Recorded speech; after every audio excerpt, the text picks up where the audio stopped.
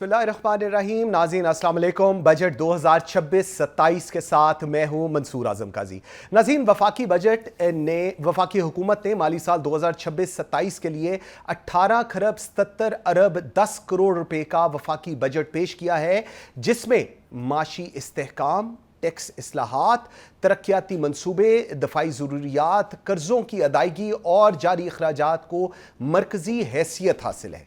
Budget के मुताबिक मजमूई अखराजात का सबसे बड़ा हिस्सा कर्ज़ों के सूद की अदायगी की मद में रखा गया है, जो कि 8 खरब 5 अरब 40 करोड़ रुपए से ज़ायद है, जबकि दफा के लिए 3 खरब रुपया, पेंशन के लिए 1 खरब 16 अरब 90 करोड़ रुपए, सिविल इंतज़ामिया के लिए 1 खरब 71 अरब रुपए और सब्सिडीज़ के लिए 1 खरब 9 अरब 10 करोड़ रुपए मुख्तस किए गए हैं। तरक्याती प्रोग्राम, जिसको PSDP कहा जाता है, के लिए 1000 अरब रुपए रखे गए हैं, जबकि मजमूई जारिया अखराजात 17 खरब 49 अरब रुपए से ज़ायद रहने का तखमीना है, जो जाहिर करता है कि बजट का एक बड़ा हिस्सा रवां अखराजात और कर्ज़ों की अदायगी पर खर्च हो रहा है। माशी अहदाफ के मुताबिक आइंदा माली साल के लिए GDP ग्रोथ 4% और अफराते ज़र 8.2% रहने का तखमिया लगाया गया है, जबकि बजट खसारा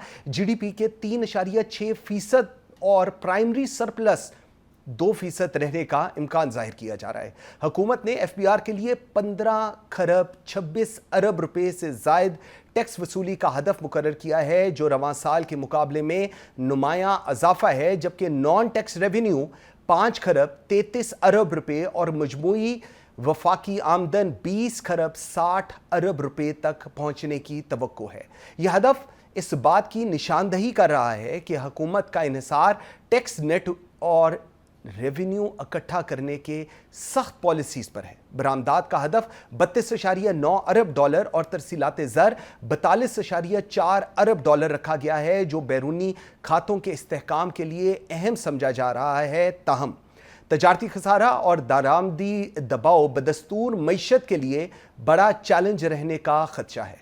हुकूमत ने निजकारी से 4 खरब 1 अरब रुपए से ज़ायद आमदन का तखमिया लगाया है, जबकि गैर टैक्स आमदन 5 खरब 33 अरब रुपए तक पहुंचने की तवक्को जाहिर की गई है, जो बजट खसारे को कम करने के लिए एक कोशिश है। बजट में तनख्वाहदार तबकों को टैक्स रिलीफ दिया गया है। मुख्तलिफ स्लैब्स में इनकम टैक्स की शरह कम की गई हैं, जबकि सुपर टैक्स में भी बड़ी हद तक कमी या खात्मे की सिमत इक़दामात किए जा रहे हैं। ये दावा हुकूमत का है। प्रॉपर्टीज सेक्टर में विदहोल्डिंग टैक्स में कमी और फाइलर्स के लिए सहूलियात का ऐलानात किए गए हैं, ताकि रियल स्टेट और सरमायाकारी की सरगर्मियों को फ़रोग़ मिल सके। छोटे ताजरों के लिए फ़िक्स टैक्स स्कीम मुतारिफ कराई गई है, जिसके तहत मखसूस कारोबार एक सादा और फ्लैट टैक्स निज़ाम के तहत आएंगे। हुकूमत ने सरकारी मुलाजमीन की तनख्वाहों और पेंशन में 7% इजाफे और कम अज़ कम माहाना उजरत 10,000 10% इजाफे का तखमिया दिया है, जबकि महंगाई के दबाव को कम करने के लिए मुख्तलिफ सब्सिडीज़ भी बरकरार रखी गई हैं। ताहम माहिरीन के मुताबिक असल सवाल ये है कि क्या यह इजाफा बढ़ती हुई महंगाई और हकीकी आमदनी के फ़र्क को पूरा कर सकेगा या नहीं। तवानाई के शोबे में सोलर पैनल्स, काबिल तजदीद तवानाई और ग्रीन एनर्जी मंसूबे भी खसूसी तवज्जो दे रही है, ताकि दरामदी ईंधन पर इन्हिसार कम किया जा सके। इसके साथ ही सनती तरक्की, एक्सपोर्ट वैल्यू एडिशन, डिजिटल मईशत और इंफ्रास्ट्रक्चर के मंसूबों को भी बजट में शामिल किया गया है, ताकि रोज़गार के मौके बढ़ाए जा सके। मजमूई तौर पर यह बजट एक तरफ रिलीफ, टैक्स इस्लाहात और तरक्याती मंसूबों का जामिया पैकेज है, तो दूसरी तरफ कर्जों पर बढ़ता हुआ इन्हिसार, बुलंद जारी अखराजात और माली खसारा इस बात की निशानदही करते हैं कि मईशत को अभी भी सामना इन्हीं चैलेंजेस का है। इस तमाम तर सूरत पे बात करेंगे आज की इस खसूसी ट्रांसमिशन में। आई एम वेरी ग्रेटफुल, मुझे ज्वाइन किया है सलमान आबिद साहब ने, सीनियर जर्नलिस्ट हैं, तज्जियाकार हैं, लाहौर स्टूडियो में मेरे साथ हैं। सलमान साहब बहुत शुक्रिया। अली मेहदी पॉलिसी एक्सपर्ट हैं, इकोनॉमिस्ट हैं, मुझे ज्वाइन कर रहे हैं। Very grateful to you Ali साहब। और वकास एच मूसा साहब, चेयरमैन पाकिस्तान सोलर एसोसिएशन, इस वक्त मेरे साथ मौजूद हैं। बहुत शुक्रिया आप सबके टाइम देने का। अली साहब, आपसे मैं ज़रा एक ओवरऑल रन डाउन लेना चाहूँगा। जो बजट आज फाइनेंस मिनिस्टर ने पेश किया है और जो एक्सपेक्ट किया गया था, जो कहा जा रहा था, जो दावे किए जा रहे थे हुकूमत की तरफ से कि जी हम एक बहुत बड़ा रिलीफ देने जा रहे हैं अवाम को। सो एक ऐसी हुकूमत जो पिछले 20, 30, 40 साल से बारहा हुकूमत में रही है, आज जो बजट उन्होंने पेश किया है, कैसे आप इसकी ओवरलुक देख रहे हैं? जी, बिस्मिल्लाहिर्रहमानिर्रहीम। मंसूर साहब, थैंक यू, आपने एक दफ़ा फिर मौका दिया।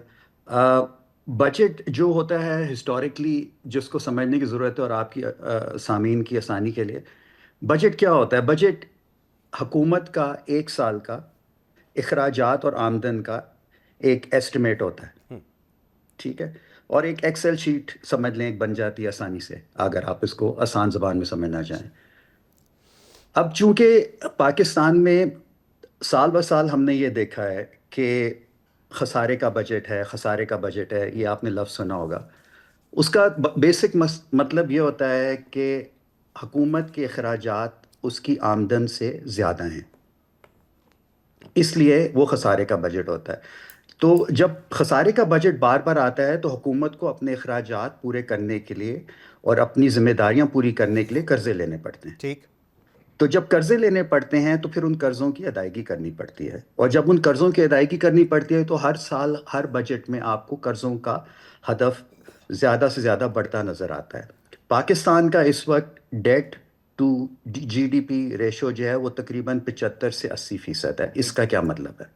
इसका मतलब ये हुआ कि पाकिस्तान की जो कुल कौमी पैदावार है, जिसको हम जीडीपी कहते हैं जी। उसमें 80% उस पैदावार का जो समर हमें मिलना चाहिए वो कर्जों की अदायगी में चला जाता है। बिल्कुल ठीक है। ठीक है, तो जब कर्जों की अदायगी में चला जाएगा, तो जब आपने एक लफ्ज इस्तेमाल किया PSDP, public sector development programme पे, जहां पे अवाम नास की फलाह और बेहतरी के लिए हुकूमत पैसे खर्च करती है, जाके उनकी जिंदगियां फिजिकल और मेंटल, उनकी हेल्थ जो है वो ठीक रहे, जिससे आपका एक quality of life index calculate किया जाता है मुल्क की, और मुल्क की तरक्की में अवाम का सेहतमंद होना बेहद ज़रूरी है। तो जब वो चीज़ें नहीं होती तो फिर अवाम अपनी प्रोडक्शन कैपेबिलिटीज़ पे नहीं आती। ठीक है, और इस वक्त हुकूमत के पास जो ज़राए हैं, और वही ज़राए हैं जो पिछली हुकूमत के पास थे और उससे पिछली हुकूमत के पास थे। बिल्कुल ठीक है, वो चेंज नहीं हुए, वो चेंज नहीं हुए। अगर वो चीज़ हम चेंज करेंगे, देखिए इसकी मैं आपको बड़ी सिंपल एग्जांपल देता हूँ, क्योंकि नशिस्त में और भी काबिल तरीन लोग बैठे हुए हैं। जब रोनाल्ड रेगन ने अमेरिका के सदर का ओहदा संभाला तो उन्होंने कैपिटल हिल पे खिताब किया। उन्होंने कहा, my fellow Americans, the government is not the solution, it is the problem. बिल्कुल ठीक, क्योंकि वो इतनी बड़ी हुकूमत थी, तो उसने हुकूमत का साइज कम किया। देखें, हर हुकूमत को पाकिस्तान, बेसिक टैगलाइन, बिल्कुल ठीक है। आप अगर हुकूमत का साइज कम करेंगे तो चीजें आपके अखराजात कम होंगे, क्योंकि आपके पास आमदन की जो एवेन्यूज हैं वो कम हैं, लेकिन अखराजात के एवेन्यूज ज्यादा हैं। तो फिर आप हर दफा, और ये जब बारहा साल ब साल आप मंसूर साहब यही चीज करेंगे ना, तो आप पता है क्या चीज स्पाइक करेंगे? आप सबसे ज्यादा स्पाइक करेंगे महंगाई को, ऐसे। और फिर महंगाई का बोझ जब अब बिल्कुल। अली साहब, मुझे जरा ये चीज एक दफा जरा वकास साहब की तरफ भी ले जाऊं, फिर मैं सलमान आबिद साहब को भी ऐड करने। वकास साहब, इस पूरे बजट में जो हुकूमत ने इस वक्त पेश किया है, आप सोलर इंडस्ट्री के तनाजुर में, अगर क्योंकि you are expert on that, कैसे देखते हैं? क्या ये बजट इस सेक्टर को तकवीयत देता आपको नजर आ रहा है? हुकूमत की जो पॉलिसीज हैं, उनकी डायरेक्शन को आज हम जिस वक्त देखते हैं, इस पर मजीद आपको लगता है कोई माली दबाव आएगा, कीमतों में इजाफा आपको लग रहा है हो सकता है, जबकि बजट से पहले ही सोलर पैनल्स की कीमतों में इजाफा देखने में आया था? जी, इसमें अस्सलाम वालेकुम। अच्छा, इसमें जो, अगर मैं आपका सवाल का जवाब दूँ ना, तो इसमें मुझे याद आता है, वो हम हमेशा कहते हैं कि एक सेइंग है, आई गेस पंजाबी में शायद, कि मौत दिखा के बुखार पे राज़ी करना, इस तरह करके कुछ उसका वो होता है। तो बेसिकली ये देखें, सेकंड ईयर रनिंग सोलर के साथ ये हुआ है। पिछले साल जब पहली दफ़ा सोलर पे टैक्स, पहली दफ़ा तो खैर पिछले साल भी नहीं था, लेकिन पिछले साल जब सोलर पैनल्स पे टैक्स लगा दिया था, उसको 18% अनाउंस किया जी। और फिर एंड में इवेंचुअली उसको 10% पे रोक दिया। इस साल फिर तकरीबन पहले से जो है ना वो डिस्कशन होने लगी थी कि सोलर पे अब वो जो बाकी 18% में जो बाकी 8% रह गया है वो अब आ जाएगा, और उसके हिसाब से आप जो है ना अपने आप को प्रिपेयर कर लें। और फिर खैर अल्हम्दुलिल्लाह, I mean I must appreciate कि ऑब्वियसली देखें शहबाज शरीफ साहब का हमेशा सोलर की तरफ जो है ना बड़ा फ्यूचरिस्टिक और पॉजिटिव विजन रहा है। हाँ। तो दैट समथिंग जो कि अच्छी है, और इस दफ़ा आई गेस फिर से उन्होंने IMF से जो भी दबाव था उसको बर्दाश्त किया और उसको लेके गए। तो उस लिहाज से देखा जाए तो देखें, हम तो we were expecting the worst, तो ओके। उसके सामने तो एक डेफिनेटली बेहतर चीज़ हुई है। जो 18% एक्सपेक्ट कर रहे थे कि उससे बेहतर हो गई, तो लेकिन हुआ यह है कि we are back to where we were, यानी जहां हम खड़े थे वहीं हम फिर वापस आ गए इससे हैं। इससे क्या मतलब अखज करें? सोलर के ऊपर हमने देखा पीछे नेट मीटरिंग के ऊपर एक बड़ी सिचुएशन क्रिएट रही थी, उसके बाद हाइब्रिड सिस्टम के ऊपर फिर बातचीत हो रही थी कि जी कॉम उसके ऊपर जा रही है। इस पूरे प्रोसेस में ये जो आज इसके ऊपर टैक्सेशन कम हुई है, आप कैसे देख रहे हैं going forward future with respect to solar? इसमें बेसिकली देखिए, मैं अब अगर मैं सोलर एसोसिएशन के पॉइंट ऑफ व्यू से बात करूं या अपने पर्सनल ओपिनियन के पॉइंट ऑफ व्यू से बात करूं, तो दोनों चीज़ों में यही कहेंगे कि देखिए सोलर जो है ना अब is part of the future, it's part of the true. Solution, true. It's not a problem. और अब हमें एज अ पावर सेक्टर या एज अ गवर्नमेंट या as a industry, power industry, हमें ये एक्सेप्ट करना पड़ेगा कि हमारी अब आगे की प्लानिंग में सोलर से हमने फ़ायदा कैसे उठाना है। अभी भी जो है ना कहीं टसल चल रहा होता है कि जैसे कुछ डायरेक्शन से आपको एक तरफ पॉजिटिव पुश आ रही है, लेकिन बहुत सारी डायरेक्शन से नेगेटिव पुश भी आ रही है, या इनर्शिया है, यानी वो चीज़ वहीं खड़ी है जहाँ पे है। बिल्कुल उसके ठीक। बहुत सारे एग्जांपल्स हैं। ये नेट मीटरिंग, नेट बिलिंग की पॉलिसी है। इसमें यानी कभी कभी ऐसा लगता है कि जैसे प्रेशर में फैसले किए जाते हैं, क्योंकि एक बस उसी वक्त रिएक्शन देना होता है। हालांकि मैं खुद अपनी बात करूं तो पिछले 4 या 5 साल से हम लोग जो है वो आप समझ लें चीख चीख के कह रहे हैं कि हाँ। बैटरीज की तरफ आप देखना शुरू करें, exactly. True. Batteries are the true. Part of the solution, बिल्कुल क्योंकि ऐसे। सोलर आगे लग रहा है, हमें नजर आ रहा है। बिल्कुल तो सही। मेरा ख्याल है बजट में भी अगर आप पूछे ना, क्योंकि अभी हमारा कॉन्टेक्स्ट बजट का है, तो बजट में अनफॉर्चुनेटली मुझे कोई ऐसी नई चीज नहीं नजर आई है। ओके। मुझे कोई नई चीज नजर नहीं आई है। मुझे रेपुटेशन रही है बेसिकली आपके नज़दीक, बिल्कुल ठीक है। रेपुटेशन रही है विदाउट एनी क्रिएटिव ठीक। सॉल्यूशंस। सलमान साहब, आपका बड़ा एनालिसिस है इस पूरी सूरत हाल पे, और एक पॉलिटिकल पर्सपेक्टिव में मैं इसलिए बार बार सवाल कर रहा हूं कि नून लीग जो आज पहली दफ़ा हुकूमत में नहीं आई, लेकिन शायद पहली मरतबा उनका फाइनेंस मिनिस्टर नहीं है, इंपोर्ट किए गए फाइनेंस मिनिस्टर। सो उन्होंने जो आज एक बजट पेश किया है एक आम आदमी के लिए, वो बजट कैसा है? देखिए मंसूर साहब, पहली बात तो ये है कि आज के अखबारात अगर आप उठा के देखें तो बड़े बड़े इश्तिहारात तमाम अखबारात को जारी किए गए हैं, और सवाए डॉन के बाकी किसी अखबार ने को इश्तिहार यानी कि नहीं मिला सिवाय डॉन को नहीं मिला, बाकी सबको इश्तिहार मिले। ठीक। और उसके अंदर शहबाज शरीफ साहब ने अपनी माशी तरक्की के बड़े बड़े दावे किए हैं। ओके। और आपको पता ये उनका अगरचे तीसरा बजट है, लेकिन अगर उनकी PDM की हुकूमत भी मिला ले तो 5वां बजट है 2022 से 2026 तक। ठीक।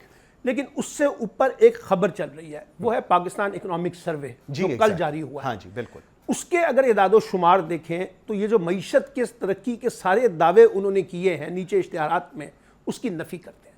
यानी पाकिस्तान की तारीख में बदतरीन गुर्बत जो है 28.9 इजाफा हुआ, 7 करोड़ अफराद खत गुर्बत से नीचे गए, 8 लाख अफराद जो हैं वो मुल्क छोड़कर चले गए, आपकी बरामदात में इजाफा नहीं हो सका, आपके मुल्क के अंदर इन्वेस्टमेंट इंटरनल एक्सटर्नल नहीं हो सकी, आपने जो कारोबार को मुस्तहकम करना था वो चीज़ें नहीं हो सकी हैं, और बेतहाशा जो आपने माशी अहदाफ तय किए थे उनको आपने मुकम्मल नहीं किया। इसका मतलब है पिछले साल का जो रिकॉर्ड है वो जाहिर करता है कि आपने इकोनॉमिक ग्रोथ नहीं किया। और जैसे आपने अपने इंट्रो में कहा कि हमारी तो सारी की सारी मईशत कर्जों के ऊपर बेस करती है, आप दुनिया के ऊपर इन्हिसार करते हैं, आप कोई आमदनी तो कमा नहीं रहे। अभी बड़ा अच्छा उन्होंने कहा कि आपकी आमदनी कोई नहीं है, अखराजात बढ़ते जा रहे हैं, वो जो अदम तवाज़न है उसको कैसे दूर करेंगे। अच्छा, अब देखिए इदादो शुमार का एक घुरक धंधा होता है, उसके ज़रिए दुनिया के अंदर इकॉनमिस्ट जो है वो इंडिया के अंदर भी बड़े बेतहाशा लोगों को दिखाते हैं कि जनाब हम कितना आगे चले गए हैं, GDP में कहाँ चले गए हैं। लेकिन जो असल मईशत है वो आम आदमी की है, कमज़ोर तबकात की है, उसको क्या रिलीफ मिल रहा है। मसलन आपने सैलरीज की में 7% इजाफा किया है, अब आप देखिए अखराजात में कितना इजाफा हुआ और तनख्वाह में कितना इजाफा हुआ, पेंशन में कितना इजाफा किया आपने। अब ये सवालात लोगों के हैं। मैं अभी आज जब मैं वॉक करके आ रहा था तो मेरे साथ एक ड्राइवर जिनके साथ मैं बैठ के आ रहा था घर, तो उसका ड्राइवर जो है उसका 2.25 मरले का E ब्लॉक क्वार्टर में 2.25 मरले का E ब्लॉक क्वार्टर का मकान है मियाँ अमर के घर के बिल्कुल उसके साथ। लेकिन उसको 22,000 रुपए का बिल आया है बिजली का, 22,000 का, और दो मरले का? 2 मरले का घर है, और उसके अंदर कोई एसी नहीं चलता, पंखे चलते हैं, लाइट चलती है, कूलर चलता है। अब 22,000 रुपए का बिल है, और आज शहबाज शरीफ साहब फरमा रहे हैं कि जो लोग 8,500 रुपए कमाते हैं वो खत्ते गुर्बत से ऊपर है, यानी वो खत्ते गुर्बत के नीचे नहीं आते। तो ये जो कॉन्ट्रडिक्शन है हमारी मईशत के, हमारी सियासत के, हमारी फाइनेंशियल मैनेजमेंट के, ये जो हमें देखने होंगे, इसको कैसे दूर किया जा सके। क्योंकि देखिए बुनियादी मसला क्या है, लोगों की मईशत को खड़ा करना है। हाँ। लोगों को खड़ा करना है, कमजोर तबकात को, वो तो आप नहीं कर रहे। कारोबारी, अच्छा आप कारोबारी तबकात की बात सुन लें, पाकिस्तान के सारों कारोबारी तबकात जो हैं वो हर साल जो है वो आर्मी चीफ से मुलाकात करते हैं, हुकूमत पे अदम एतमाद करते हैं, FBR पर अदम एतमाद करते हैं, टैक्स नेट के ऊपर अदम एतमाद करते हैं। वो कहते हैं जी इसको आज़ाद कर दें, हम अपना कारोबार खुद चलाने के लिए तैयार हैं। तो कारोबारी तबका भी खुश नहीं है। फिर जब आपका मुल्क का इंटरनल इन्वेस्टर जो है वो पाकिस्तान से इन्वेस्टमेंट लेके बाहर जा रहा है, तो वो कैसे इस मुल्क में सरमाया करेगा। और खास तौर पे मंसूर साहब, जब आपके सिक्योरिटी के इश्यूज होंगे, आपकी पॉलिटिकल इंस्टेबिलिटी के इश्यूज होंगे, तो वहां इकोनॉमी कैसे ग्रोथ कर सके। बिल्कुल ठीक है अली साहब, दो चीजें, एक तो मैं I was unable to understand और find what finance minister was talking about, ये जो प्राइवेटाइजेशन जिसकी आप एक्सपर्ट हैं, इसके ऊपर वो क्या, और सेकेंडली मेरा एक सवाल था, मैंने कहा मैं आपसे पूछ लूं, फाइनेंस मिनिस्टर साहब तो नहीं मिल सके, कि ये जो नॉन कंप्लायंट सेक्टर है, जब हम कंप्लायंस की बात करते हैं विद रिस्पेक्ट टू टैक्स, तो ये जो नॉन कंप्लायंट सेक्टर है, इसके ऊपर हमने हुकूमत की कोई पॉलिसी, कोई डायरेक्शन नहीं देखी। Why so? जी मंसूर साहब, अली साहब, मुझे एक ब्रेक का कहा जा रहा है, मैं आपके लिए सवाल छोड़े जा रहा हूं, लेकिन एक ब्रेक के बाद मैं इस पे आपसे जवाब लूंगा। नाज़रीन, बड़े इंपॉर्टेंट चीज है कि एक वो सेक्टर है, टैक्स सैलरीड लोग दे रहे हैं, बाकी की दुनिया दे रही है, लेकिन पाकिस्तान में एक वाहिद ऐसा सेक्टर है जो टैक्स नहीं देता, नॉन टैक्सेबल है, और उनके ऊपर कहते हैं जी, हुकूमत के वुज़रा भी कहते हैं हमारे पर जलते हैं। तो ये टैक्स नेट के अंदर लाने के लिए इस नॉन कंप्लायंट सेक्टर को क्यों आज फाइनेंस मिनिस्टर की कोई बातचीत, प्राइम मिनिस्टर का कोई इनिशिएटिव, या SIFC या कहीं से भी कोई इनिशिएटिव क्यों नहीं सामने आया, इस पर जवाब लेंगे अली मेहदी से एक छोटी सी ब्रेक के बाद। मेरे साथ रहिएगा।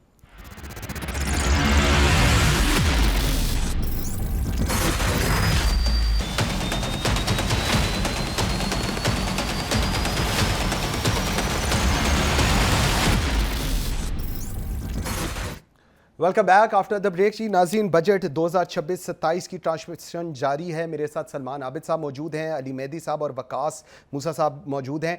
अली मेहदी साहब, आपसे जाने से पहले एक सवाल छोड़ गया था सर, ये जो नॉन कंप्लायंट सेक्टर है with respect to the tax, इसको क्या कर रही है हुकूमत? क्यों नहीं फाइनेंस मिनिस्टर ने आज इस पर कोई बात की, क्यों नहीं प्राइम मिनिस्टर ने इसके ऊपर बात की, क्यों नहीं जो बाकी के हल्का अहबाब हैं वो इसके ऊपर कोई बात कर रहे?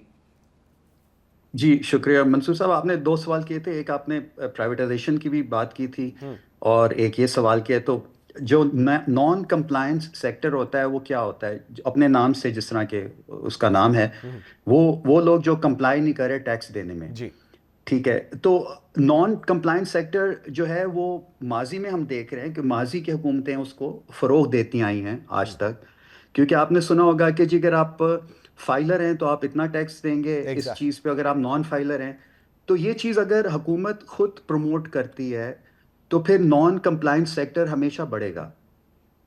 जब हुकूमत लोगों को ये कह रही है कि अगर आप टैक्स ना दें तो आप ये दे दें, और अगर आप टैक्स देते हैं तो आप ये पैसे दे दें, ये कभी कैटेगरीज नहीं होनी चाहिए, एक कैटेगरी होनी चाहिए सिर्फ, ठीक है ना। तो ये तो नॉन कंप्लायंस का हो गया। दूसरी चीज़ ये है कि नॉन कंप्लायंस में एक बड़ी चीज़ जो वाज़ेह चीज़ है वो होती है आपकी कैश ट्रांजैक्शनल इकोनॉमी।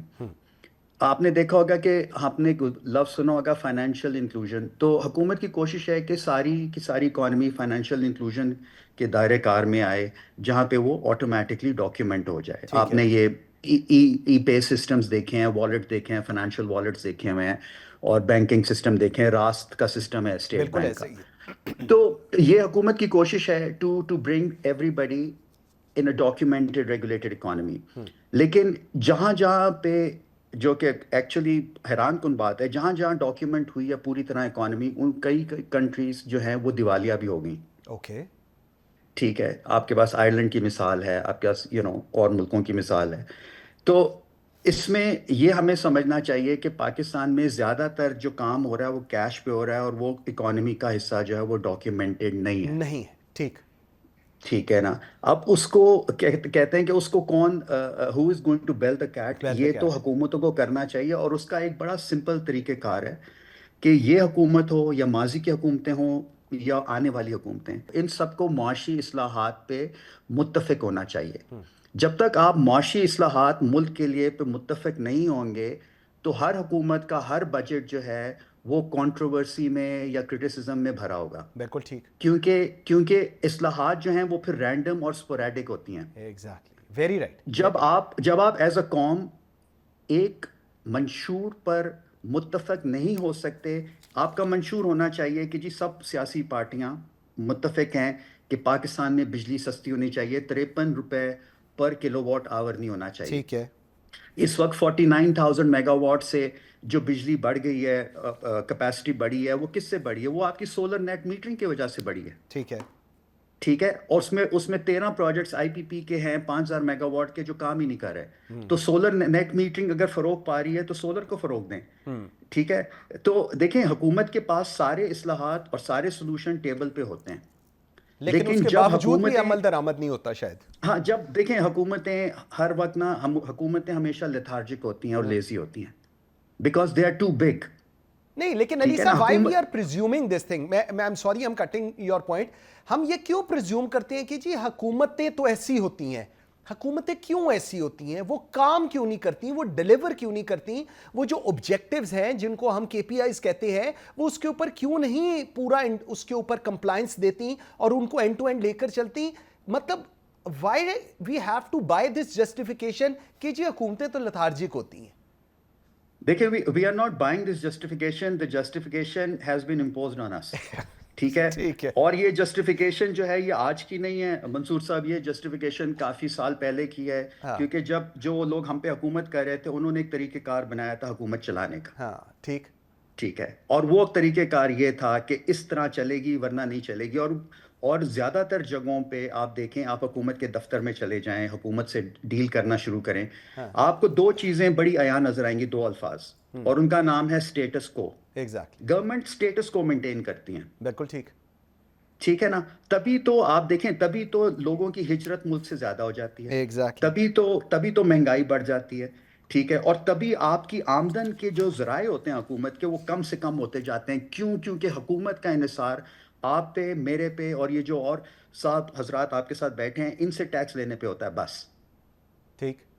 बिल्कुल सही है, ठीक है। बिल्कुल ठीक है। तो इसी वजह से जब हुकूमत करती है कि प्राइवेटाइजेशन हमने करनी है और हमने इदारे बनाने हैं, तो हुकूमत उन प्राइवेटाइजेशन से पहले उन इदारों को इतना बेबस कर देती है सियासी माइलेज के लिए, हाँ, कि उसमें सियासी भर्तियां, आप कहते हैं हुकूमतें लेथार्जिक होती हैं, आप किसी सरकारी इदारे को देख लें, वो यही उनके चाहे वो अंदर प्रॉब्लम है। बिल्कुल। पीआईए था, चाहे वो पाकिस्तान रेलवे, कोई भी इदारा देख लें, पाकिस्तान स्टील, वो बंद हो जाते हैं, वो लॉसेस में चले जाते हैं। क्यों चले जाते हैं? Because you don't have the right people, the technical people who should be running those very institutions. Right, very right, बिल्कुल पॉइंट आ गया। वकास साहब, एक और चीज जरा समझाइएगा। पाकिस्तान में सोलर पैनल्स और इन्वर्टर्स का ज्यादातर इन्हिसार दरामदात पर है, और बजट में इंपोर्ट पॉलिसी और ड्यूटीज में भी मुमकिन तब्दीलियां सामने आई हैं जो इस वक्त हम सुन रहे हैं।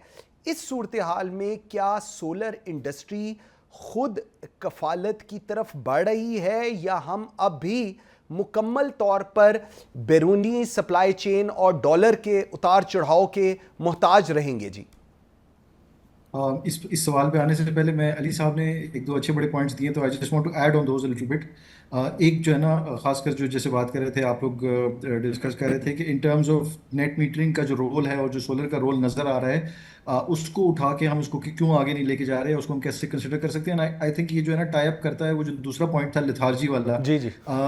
अच्छा, मजे की बात ये, गवर्नमेंट की जो ब्यूरोक्रेट्स होते हैं, जब इन्होंने कोई अपना मतलब निकालना होता है तो सारी लेथार्जी खत्म हो जाती है। उस वक्त तो रात को 12 बजे भी मीटिंग हो रही होती है और सुबह 6 बजे भी मीटिंग हो रही होती है।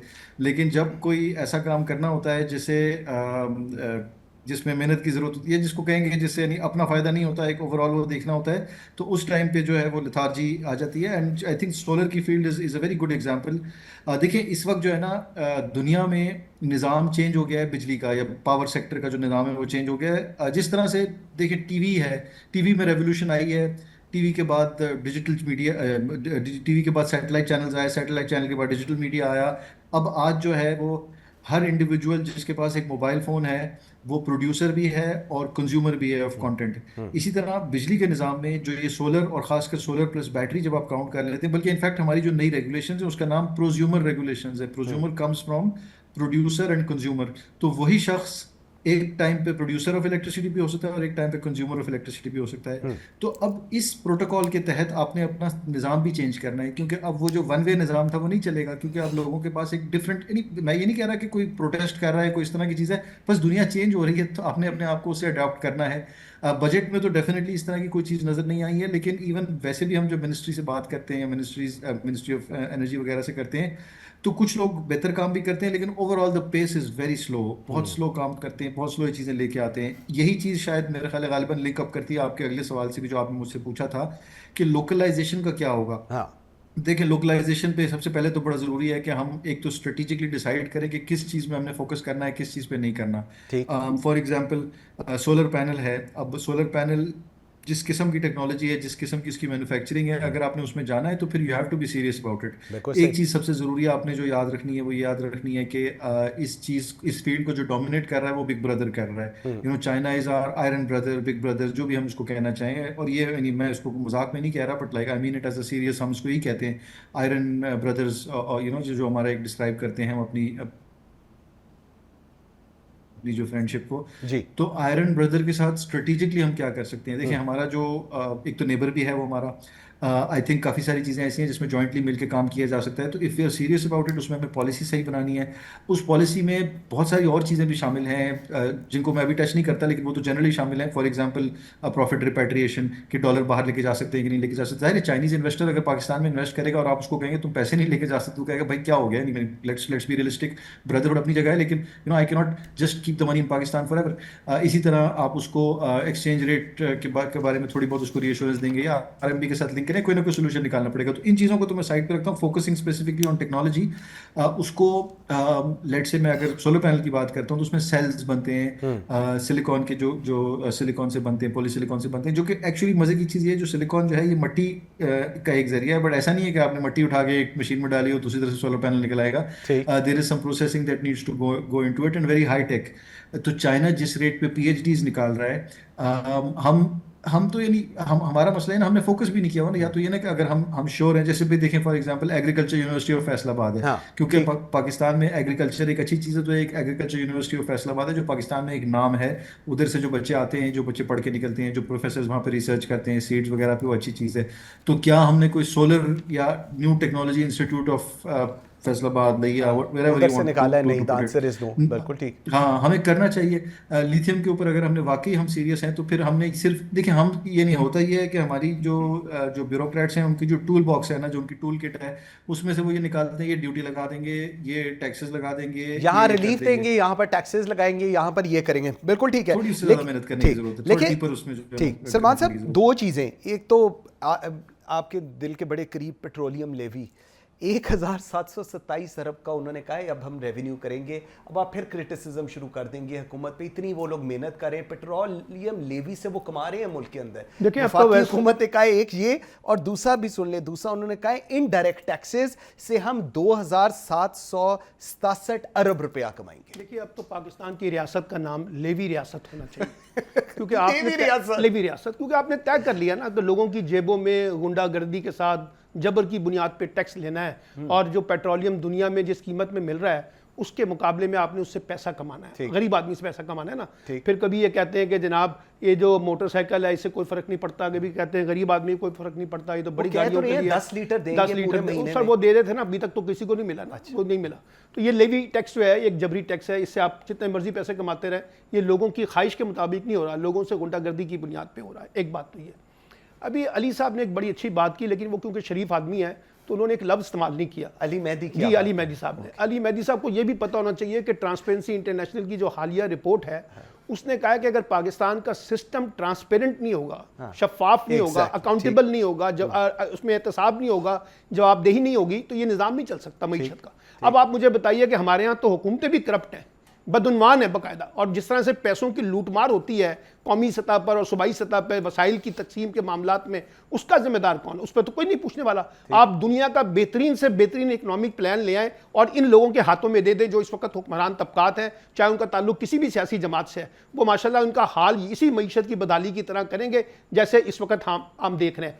दूसरा, IMF और ट्रांसपेरेंसी इंटरनेशनल बार बार एक तरफ निशानदेही कर रही है कि पाकिस्तान को रिफॉर्म करना है। अली साहब ने भी उसकी बात की है। कौन बांधेगा बिल्ली के गले में घंटी? ये लोग बांधेंगे, ये लोग करेंगे रिफॉर्म्स जिनके अपने इंटरेस्ट कारोबारी हैं। यानी आप हुकूमत में है, कारोबार भी आपका है, और सारी के सारी असेंबली में लोग कारोबार कर रहे हैं, सारे के सारे लोग अपनी मिलें चला रहे हैं, सारे के सारे लोग अपनी इंडस्ट्रियां चला रहे हैं। वो अपने मफादात को तो तहफ़्फ़ुज़ दे रहे हैं, लेकिन आम आदमी के बारे में कोई नहीं सोच रहा। मैं आपको बताऊं, इसलिए मैं ये कहता हूं कि ये जो सारा हमारा हुकूमती निज़ाम है, ये सारा का सारा इश्तिहारात की बुनियाद पे चल रहा है। आप अखबारात में इश्तिहारात दें। अभी कल अता तारर साहब ने बताया कि हमने 3 बरसों में वफाकी हुकूमत से 1500 अरब रुपए के इश्तिहारात जारी किए हैं, अखबारात को, टीवी को और डिजिटल मीडिया को। सूबाई हुकूमतों के इश्तिहारात अपनी जगह है, परफॉर्मेंस क्या है उसकी हालात मैंने आपको बताया कि इकोनॉमिक सर्वे से पता कर लें। तो इसलिए मैं ये कह रहा हूं कि हमारा जो हुकूमत का मॉडल है, गवर्नेंस का मॉडल है, इकोनॉमिक मॉडल है, इस और ब्यूरोक्रेटिक मॉडल है, ये दुनिया का वाहिद मुल्क है जहां सबसे ज्यादा ब्यूरोक्रेट्स को मराहत हासिल है। ये मैं आपको बता दूं।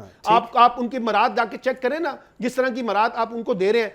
और एक ऐसा मुल्क जो कर्जों के ऊपर बेस करता है, जो लोगों से कर्जे लेता है गरीब आदमी के लिए और देता है यहाँ के अमीर तबके के लिए, तो उसके मईशत के निज़ाम के अंदर एक सोशल जस्टिस जो है वो कैसे पैदा हो सकता है? मंसूर साहब, मेरी समझ से तो बाहर है। ठीक हो गया। अली साहब, एक तो सलमान साहब ने आपकी तारीफ किया, उन्होंने कहा आप एक शरीफ इंसान है, मैं भी इस चीज़ को एंडोर्स करता हूँ। लेकिन इसके साथ ज़रा मुझे बताइएगा कि एक्चुअली में मैं बारहा मरतबा इस पे बात कर चुका हूँ, हाउ इट इज़ पॉसिबल, बल्कि in Pakistan everything is possible, sorry, कि you are a government and you are doing a business. मतलब हाउ इट इज़ पॉसिबल? और अगर if a government is doing a business, तो एक आम इन्वेस्टर, जो अभी आप बाहर वालों को छोड़ दें, जो पाकिस्तान का इन्वेस्टर है वो गवर्नमेंट के साथ कंपीट प्रैक्टिकली कर ही नहीं सकता।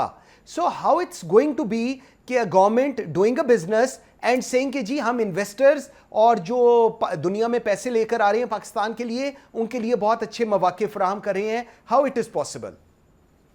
जी, थैंक यू मंसूर साहब, और सलमान साहब का भी शुक्रिया, ज़रा नवाजी उनकी। मैं ये कहना चाह रहा था कि इसमें सबसे जो इम्पोर्टेंट चीज़ है, ख़ास तौर पे जब इन्वेस्टमेंट्स का होता है, तो याद रखिएगा कि ये हम बाहर जब मार्केट्स में पैसा रेस करते थे, तो हमने एक चीज़ ये देखी थी और समझी थी और सीखी थी कि जब इन्वेस्टर किसी भी इमर्जिंग मार्केट में आता है, पाकिस्तान अब इमर्जिंग नहीं है, फ्रंटियर है, उससे एक नॉच बिलो है, ठीक है। तो जब वो फ्रंटियर मार्केट में आएगा तो वो अपनी एंट्री नहीं देखता, याद रखिएगा, वो अपनी एग्जिट देखता है। इन्वेस्टर हमेशा अपनी एग्जिट देखता है। वो देखता है कि अगर वो 10 रुपए 100 रुपए इस मार्केट में लगा रहा है, तो वो 120 रुपए कब निकालेगा वहां से, 130 रुपए कब निकालेगा, जब उसको ये चीज क्लियर नहीं होती तो वो इन्वेस्ट नहीं करता, ठीक है। और फिर जब हुकूमती इदारे उसने जो खरीदने होते हैं, जो आप प्राइवेटाइजेशन करते हैं, प्राइवेटाइजेशन का एक तरीका होता है, there is a method to this madness even, जहां पर आप कभी भी नेशनल एसेट्स की फायर सेल नहीं करते, ठीक है। आप उनको फिर भी रिस्पेक्ट और इज्जत के साथ बेचते हैं, which is very important, because अगर आप अपनी चीज देखें, अपने घर से कोई चीज आप निकाल के ऐसी बेचेंगे तो फिर उसका ग्राहक भी ऐसे ही आएगा, ठीक है ना। तो आपको या तो आप उस चीजों को ठीक करें और प्रोफेशनल्स को दें। Not everything can be managed by the bureaucracy, to be very honest, because you need technically competent people to run institutions which are requirement need technically competent people. Very true. बिल्कुल ठीक है ना। तो जब technically competent people नहीं होंगे तो आप इकोनॉमिक सेंस से नहीं काम करें, आप पॉलिटिकल सेंस से काम करें। जब आप पॉलिटिकल सेंस से काम करेंगे तो जो हुकूमती इदारे आपके पास होंगे वो फेल हो जाएंगे, ठीक है ना। और जब वो फेल होंगे तो फिर आप कहेंगे ये क्या है। जिसी तरह एक थाईलैंड में एक शख्स ने थाईलैंड के बादशाह को एक वाइट एलिफेंट का तोहफा दिया था, ठीक है। तो उसने वाइट एलिफेंट उसने देखा, उसने कहा यार ये क्या खूबसूरत चीज है, लेकिन वो लथार्जिक था, वो लेजी था, वो सिर्फ खाता था और वो कुछ नहीं करता था और वो सोता था। और एंड में बादशाह को उसकी बादशाहत से हाथ धोने पड़ गए क्योंकि उस एलिफेंट को खाना खिलाते खिलाते और उसको नर्चर करते करते बादशाह की बादशाहत जो थी वो ख़त्म हो गई। ठीक, बिल्कुल ठीक। सर अली साहब आप कंटिन्यू कीजिएगा, बल्कि हमें अजमल बलोच साहब सदर और पाकिस्तान अंजुमनाने ताजरान ने भी ज्वाइन किया इस्लामाबाद से। अजमल साहब बहुत शुक्रिया बलोच साहब आपके टाइम देने का। बलोच साहब सबसे पहले ज़रा फरमाइएगा, आज जो बजट पेश किया गया है 2026-27 उसको कैसे देख रहे हैं आप? क्या कारोबारी शख्सियात के लिए कारोबारी मौके मयसर दिए गए हैं हुकूमत की तरफ से? आप लोगों की बारहा मुलाकातें हुई, बारहा बातचीत हुई फाइनेंस मिनिस्टर से और बाकी भी काफ़ी स्टेक होल्डर से। कैसे देख रहे हैं ओवरऑल आप इस बजट को जी?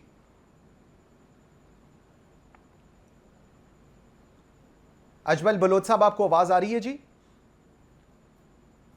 अच्छा, अजमल बलोच साहब कंटिन्यू, आवाज़ नहीं आ रही जी, हम उनको करते हैं। सलमान साहब, जो इस वक्त अली साहब बात करें, अली मेहदी साहब, do you agree with that, वो कि जिसका काम उसी को साजे और करे तो कोई? देखिए ना, बिल्कुल ये सही बात है। अगर आप प्रोफेशनल लोगों के मुकाबले में हाँ। नॉन प्रोफेशनल लोगों से सिस्टम को चलाने की कोशिश करेंगे, इंस्टीट्यूशन को चलाने की कोशिश करेंगे, मईशत को चलाने की कोशिश करेंगे, तो ये मामला नहीं चलेगा। अब आप देखिए ना, हमारे यहाँ मईशत जो है अमूमी तौर पे बैंकर्स चला रहे हैं, हाँ। इकोनॉमिस्ट नहीं चला रहे। हमारे यहाँ जितने भी पिछले कुछ अरसे से देखें तो बैंकर्स आके इकोनॉमी को चलाने की कोशिश करते हैं। उनका ट्रेंड बिल्कुल डिफरेंट होता है, बिल्कुल। और इसीलिए जब आप प्रोफेशनल लोगों को लेकर आएंगे तो फिर वो एक नए ट्रेंड सेट करेंगे, और जो इस वक्त चैलेंजेस है इंटरनल लेवल के ऊपर मईशत को, उसको वो फेस करने में कामयाब होंगे। हाँ। लेकिन वो तो हम कर नहीं रहे ना। हम तो एक देखिए, हमारी इस वक्त अप्रोच क्या है, एक रिएक्शनरी अप्रोच है। हम IMF को मुतमईन करना चाहते हैं और इदारों को मुतमईन करना चाहते हैं, और उसके साथ बेसिस के ऊपर हम अपना निज़ाम चलाना चाहते हैं। और दूसरा ये कि हम अपने तमाम जो इंटरनल मामलात हैं उसको लोगों के ऊपर टैक्स लगाकर जो है उसको पूरा करना चाहते हैं, जैसे अभी हमने उस पर किया। अभी देखिए ना, अकबर अज़ैदी साहब हैं, कराची के बड़े मारूफ इकोनॉमिस्ट हैं, उन्होंने कहा कि यह हुकूमत बिला वजह एक लॉलीपॉप दे रही है कि जंग की वजह से मईशत खराब हुई है। भाई, जो इदादोशुमार इस वक्त 2025 और 26 के हैं, ये इदादोशुमार वो इदादोशुमार नहीं है जो जंग के इदादोशुमार, ये जंग से पहले के इदादोशुमार है, और उसी में हमारी मईशत को जो है ना उसको खसारे का सामना करना पड़ रहा है। तो ये हमारे पास एक लॉलीपॉप होता है कि जी हमें फला क्राइसिस आ गया, फला अपना जंग आ गई, और फला वो इंडिया के साथ इंडिया ने हम पे हमला कर दिया इसलिए हमारी मईशत खराब हो गई। भाई, बात यह है कि आपका रोड मैप क्या है, आपके पास इंटरनल प्लान क्या है, लॉन्ग टर्म प्लान क्या है, मिड टर्म प्लान क्या है, शॉर्ट टर्म प्लान क्या है, आप कारोबारी तबकात को, इन्वेस्टर्स को कितना उसमें मफाद में लेते हैं, वो चीजें तो हमें यहाँ पे गैप नजर आ रहा है बहुत बड़ा। बलोच साहब जरा फरमाइएगा, कैसे आप देख रहे हैं बजट को? क्या एक आपको लगता है रिलीफ नजर आया है जो वफाकी वजीर खजाना कह रहे थे, और उसके बाद बिजनेस कम्युनिटी के लिए, ताजरान के लिए एक रिलीफ की मौके मुयसर हुए हैं, या आपको लगता है चीज़ें मज़ीद तशनगी का शिकार हुई हैं और ज़्यादा सख्त हालात हम आइंदा आने वाले दिनों में देखेंगे? कैसे देख रहे हैं आप? देखिए, जब मैं किसी एक स्कीम की बात करूं जो वजीर खजाना साहब ने अनाउंस की है, उस पे तो हम समझते हैं कि ठीक है, हमें ये रिलीफ मिला है कि FPR FPR चोरी चकारी थी या जाली नोटिस से ब्लैकमेलिंग थी, उससे हम बच निकले हैं, हम तो इसी को रिलीफ समझ लेते हैं। लेकिन आवाम को रिलीफ जो है वो नहीं मिला है। सच बात है कि इस वक्त 12 करोड़ से ज़ायद लोग गुर्बत की लकीर से नीचे गए हैं, उनमें सकत ही नहीं है खरीदारी की।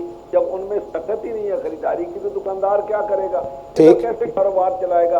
और जब दुकानदार के पास पैसे नहीं होंगे तो वो सनतकार के पास क्या लेने जाएगा, किसान के पास क्या लेने जाएगा? वो तो रिटेलर है, उसने तो सारा दिन चीजें खरीद के लानी और बेचनी है। और बजट को अब मैं कैसे कह लूँ, अगर आपने तनख्वाहों में कमी की, तनख्वाहों की जो टैक्स ब्रैकेट्स की कमी की है तो कमी की भी है, तो ये लेवीज के जरिए ज़ाहिर है पेट्रोल तो डालना ही है किसी ने, हर एक ने, तो वो पूरा हो जाएगा।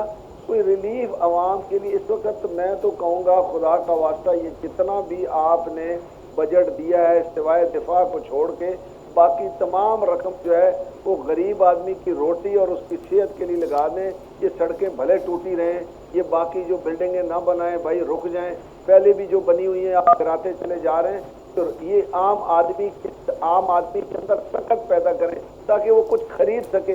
देखिए, मुआशी हालात कैसे बेहतर हो सकते हैं हमारे पास, क्योंकि हुकूमत का कोई और मुनाफा तो है नहीं है। आपके सामने स्टील मिल खत्म है या ये बिक चुकी है, बाकी सारे इदारे अरबों रुपए के खसारे में, आमदन नहीं है और अखराजात इतने ज्यादा हैं कि जिसकी मैं कहता हूँ कि शायद दुनिया में कोई मिसाल ना हो जितने हमारे अखराजात हुकूमती लेवल पे इतने ज्यादा हैं। राफिया नीचे आ ही नहीं रही है, बड़ी गाड़ियों से कोई नीचे नहीं उतर रहा है, कफायत शारी की हम कैसे बात करें, वो तो वैसे सुप्रीम कोर्ट ने उसका भी नोटिफिकेशन कैंसिल खत्म कर दिया। मेरी गुजारिश है, अगर हमने इस मुल्क को ठीक करना है तो करप्शन पे सजाए मौत रखी होगी या उम्र कैद रखी होगी। चाइना क्यों तरक्की कर गया भाई? चाइना के कोई 4 हाथ, अगर हम जब मोटरवे बनाई सस्ती का जाल बिछा देते तो आज हम भी तस्ती और टोपी सारी चीजें बना लेते। आज हम भी सऊदी अरब की सड़कों पे अपना माल बिछाया होता है जिस तरह चाइना ने बिछाया होता है। असल मसला ये है कि आप न दुकानदार को, सनतकार को, न सब्जीदार को फलने फूलने दे रहे हैं। ये फलेगा फूलेगा तो मुल्क खुशहाल होगा। जमींदार को क्या आलू लेके, गन्ना लेके, गंदम लेके, सनतकार रुल गया, पेट्रोल आप कर दिया, बिजली आप उसको दे रहे हैं, वो चाइना के साथ कंप्लीट नहीं कर रहा आप अपने सिस्टम को। तो 160 से ज्यादा 70 मिले जो सनतें जो बंद हो गई है, इस वजह से बंद हो गई हैं कि उसके पास तो रिटेलर जा नहीं रहा है कुछ खरीदने के लिए। तो बराए मेहरबानी हमें काम करने दें और हमें 1 से 2 दुकानें बढ़ाने दें, 1 सनत से 2 सनतें बनाने दें। तो जब हम बनाएंगे तो फिर हम टैक्स भी देंगे। एग्जैक्टली। लेकिन इसमें वही आ जाता है, लेकिन बलोच साहब इसमें जरा थोड़ा तो इतना ही खर्च हो जाता है बड़े बड़े हाउसेज में। बिल्कुल वो वजीर आला हाउस हो, वो सदर हाउस हो, वो वजीर आला हाउस हो, वो गवर्नर हाउसेज हो, इनमें सारी दुकानें आती, जो सारा दिन ये जो एमएनएज है हमारे, जो इनकी मराते हैं, इनकी तनख्वाहें हैं, ये मुल्क को ले डूबती है।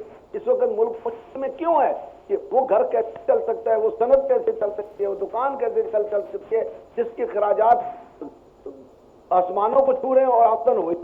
और भाई आमदन बढ़ाने के लिए कुछ ऐसा काम करें कि जब तक आप करप्शन पे चाइना की तरफ पे काम नहीं करेंगे तो फिर तरक्की नहीं हो सकती। ये मुमकिन नहीं है, यकीन करें। इस वक्त आम आदमी की, दुकानदार में 30% पे क्या कर रहा है दुकानदार? अपने खर्चात कर सक रहा। बिल्कुल ठीक है। अजमल बलोच साहब, आपने हमारे साथ लेना है जी। नाज़रीन, हेडलाइंस का कहा जा रहा है जी, हेडलाइंस देते हैं, हेडलाइंस से वापस आएंगे तो ट्रांसमिशन यहीं से कंटिन्यू करेंगे जी। मेरे साथ रहिएगा।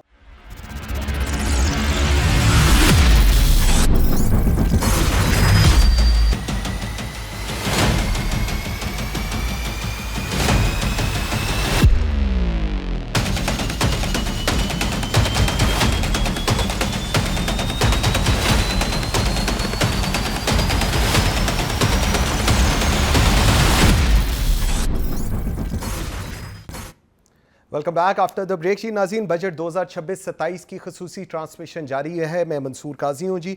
नाज़रीन, अजमल बलोच साहब सदर पाकिस्तान अंजुमन तजरान हमारे साथ मौजूद हैं। खालिद महमूद खोखर साहब चेयरमैन पाकिस्तान किसान इत्तेहाद हमारे साथ मौजूद हैं। लाहौर स्टूडियो में हमारे साथ Mohammad Shoaib Batalvi chairman Pakistan young sports association हमारे साथ मौजूद है। बहुत शुक्रिया। अजमल बलोच साहब, आपसे मैं बात कर रहा था, अब गोइंग फॉरवर्ड एक ये जो फाइलर और नॉन फाइलर की भी एक डिबेट रही है पाकिस्तान के अंदर। हुकूमत ने कहा है कि जी फाइलर्स के लिए जायदाद की खरीदो फरोख्त पर जो विदहोल्डिंग टैक्स है उसमें नुमायां कमी की गई है और मुख्तलिफ शोबों में टैक्स रिलीफ भी दिया गया है। क्या आपको लगता है कि ऐसी अपॉर्चुनिटीज़ देने से, ऐसे मौके देने से जो कारोबार है उसमें स्टेबलाइजेशन होएगी और एतमाद होगा हुकूमत को लेकर, हुकूमती पॉलिसीज़ को लेकर?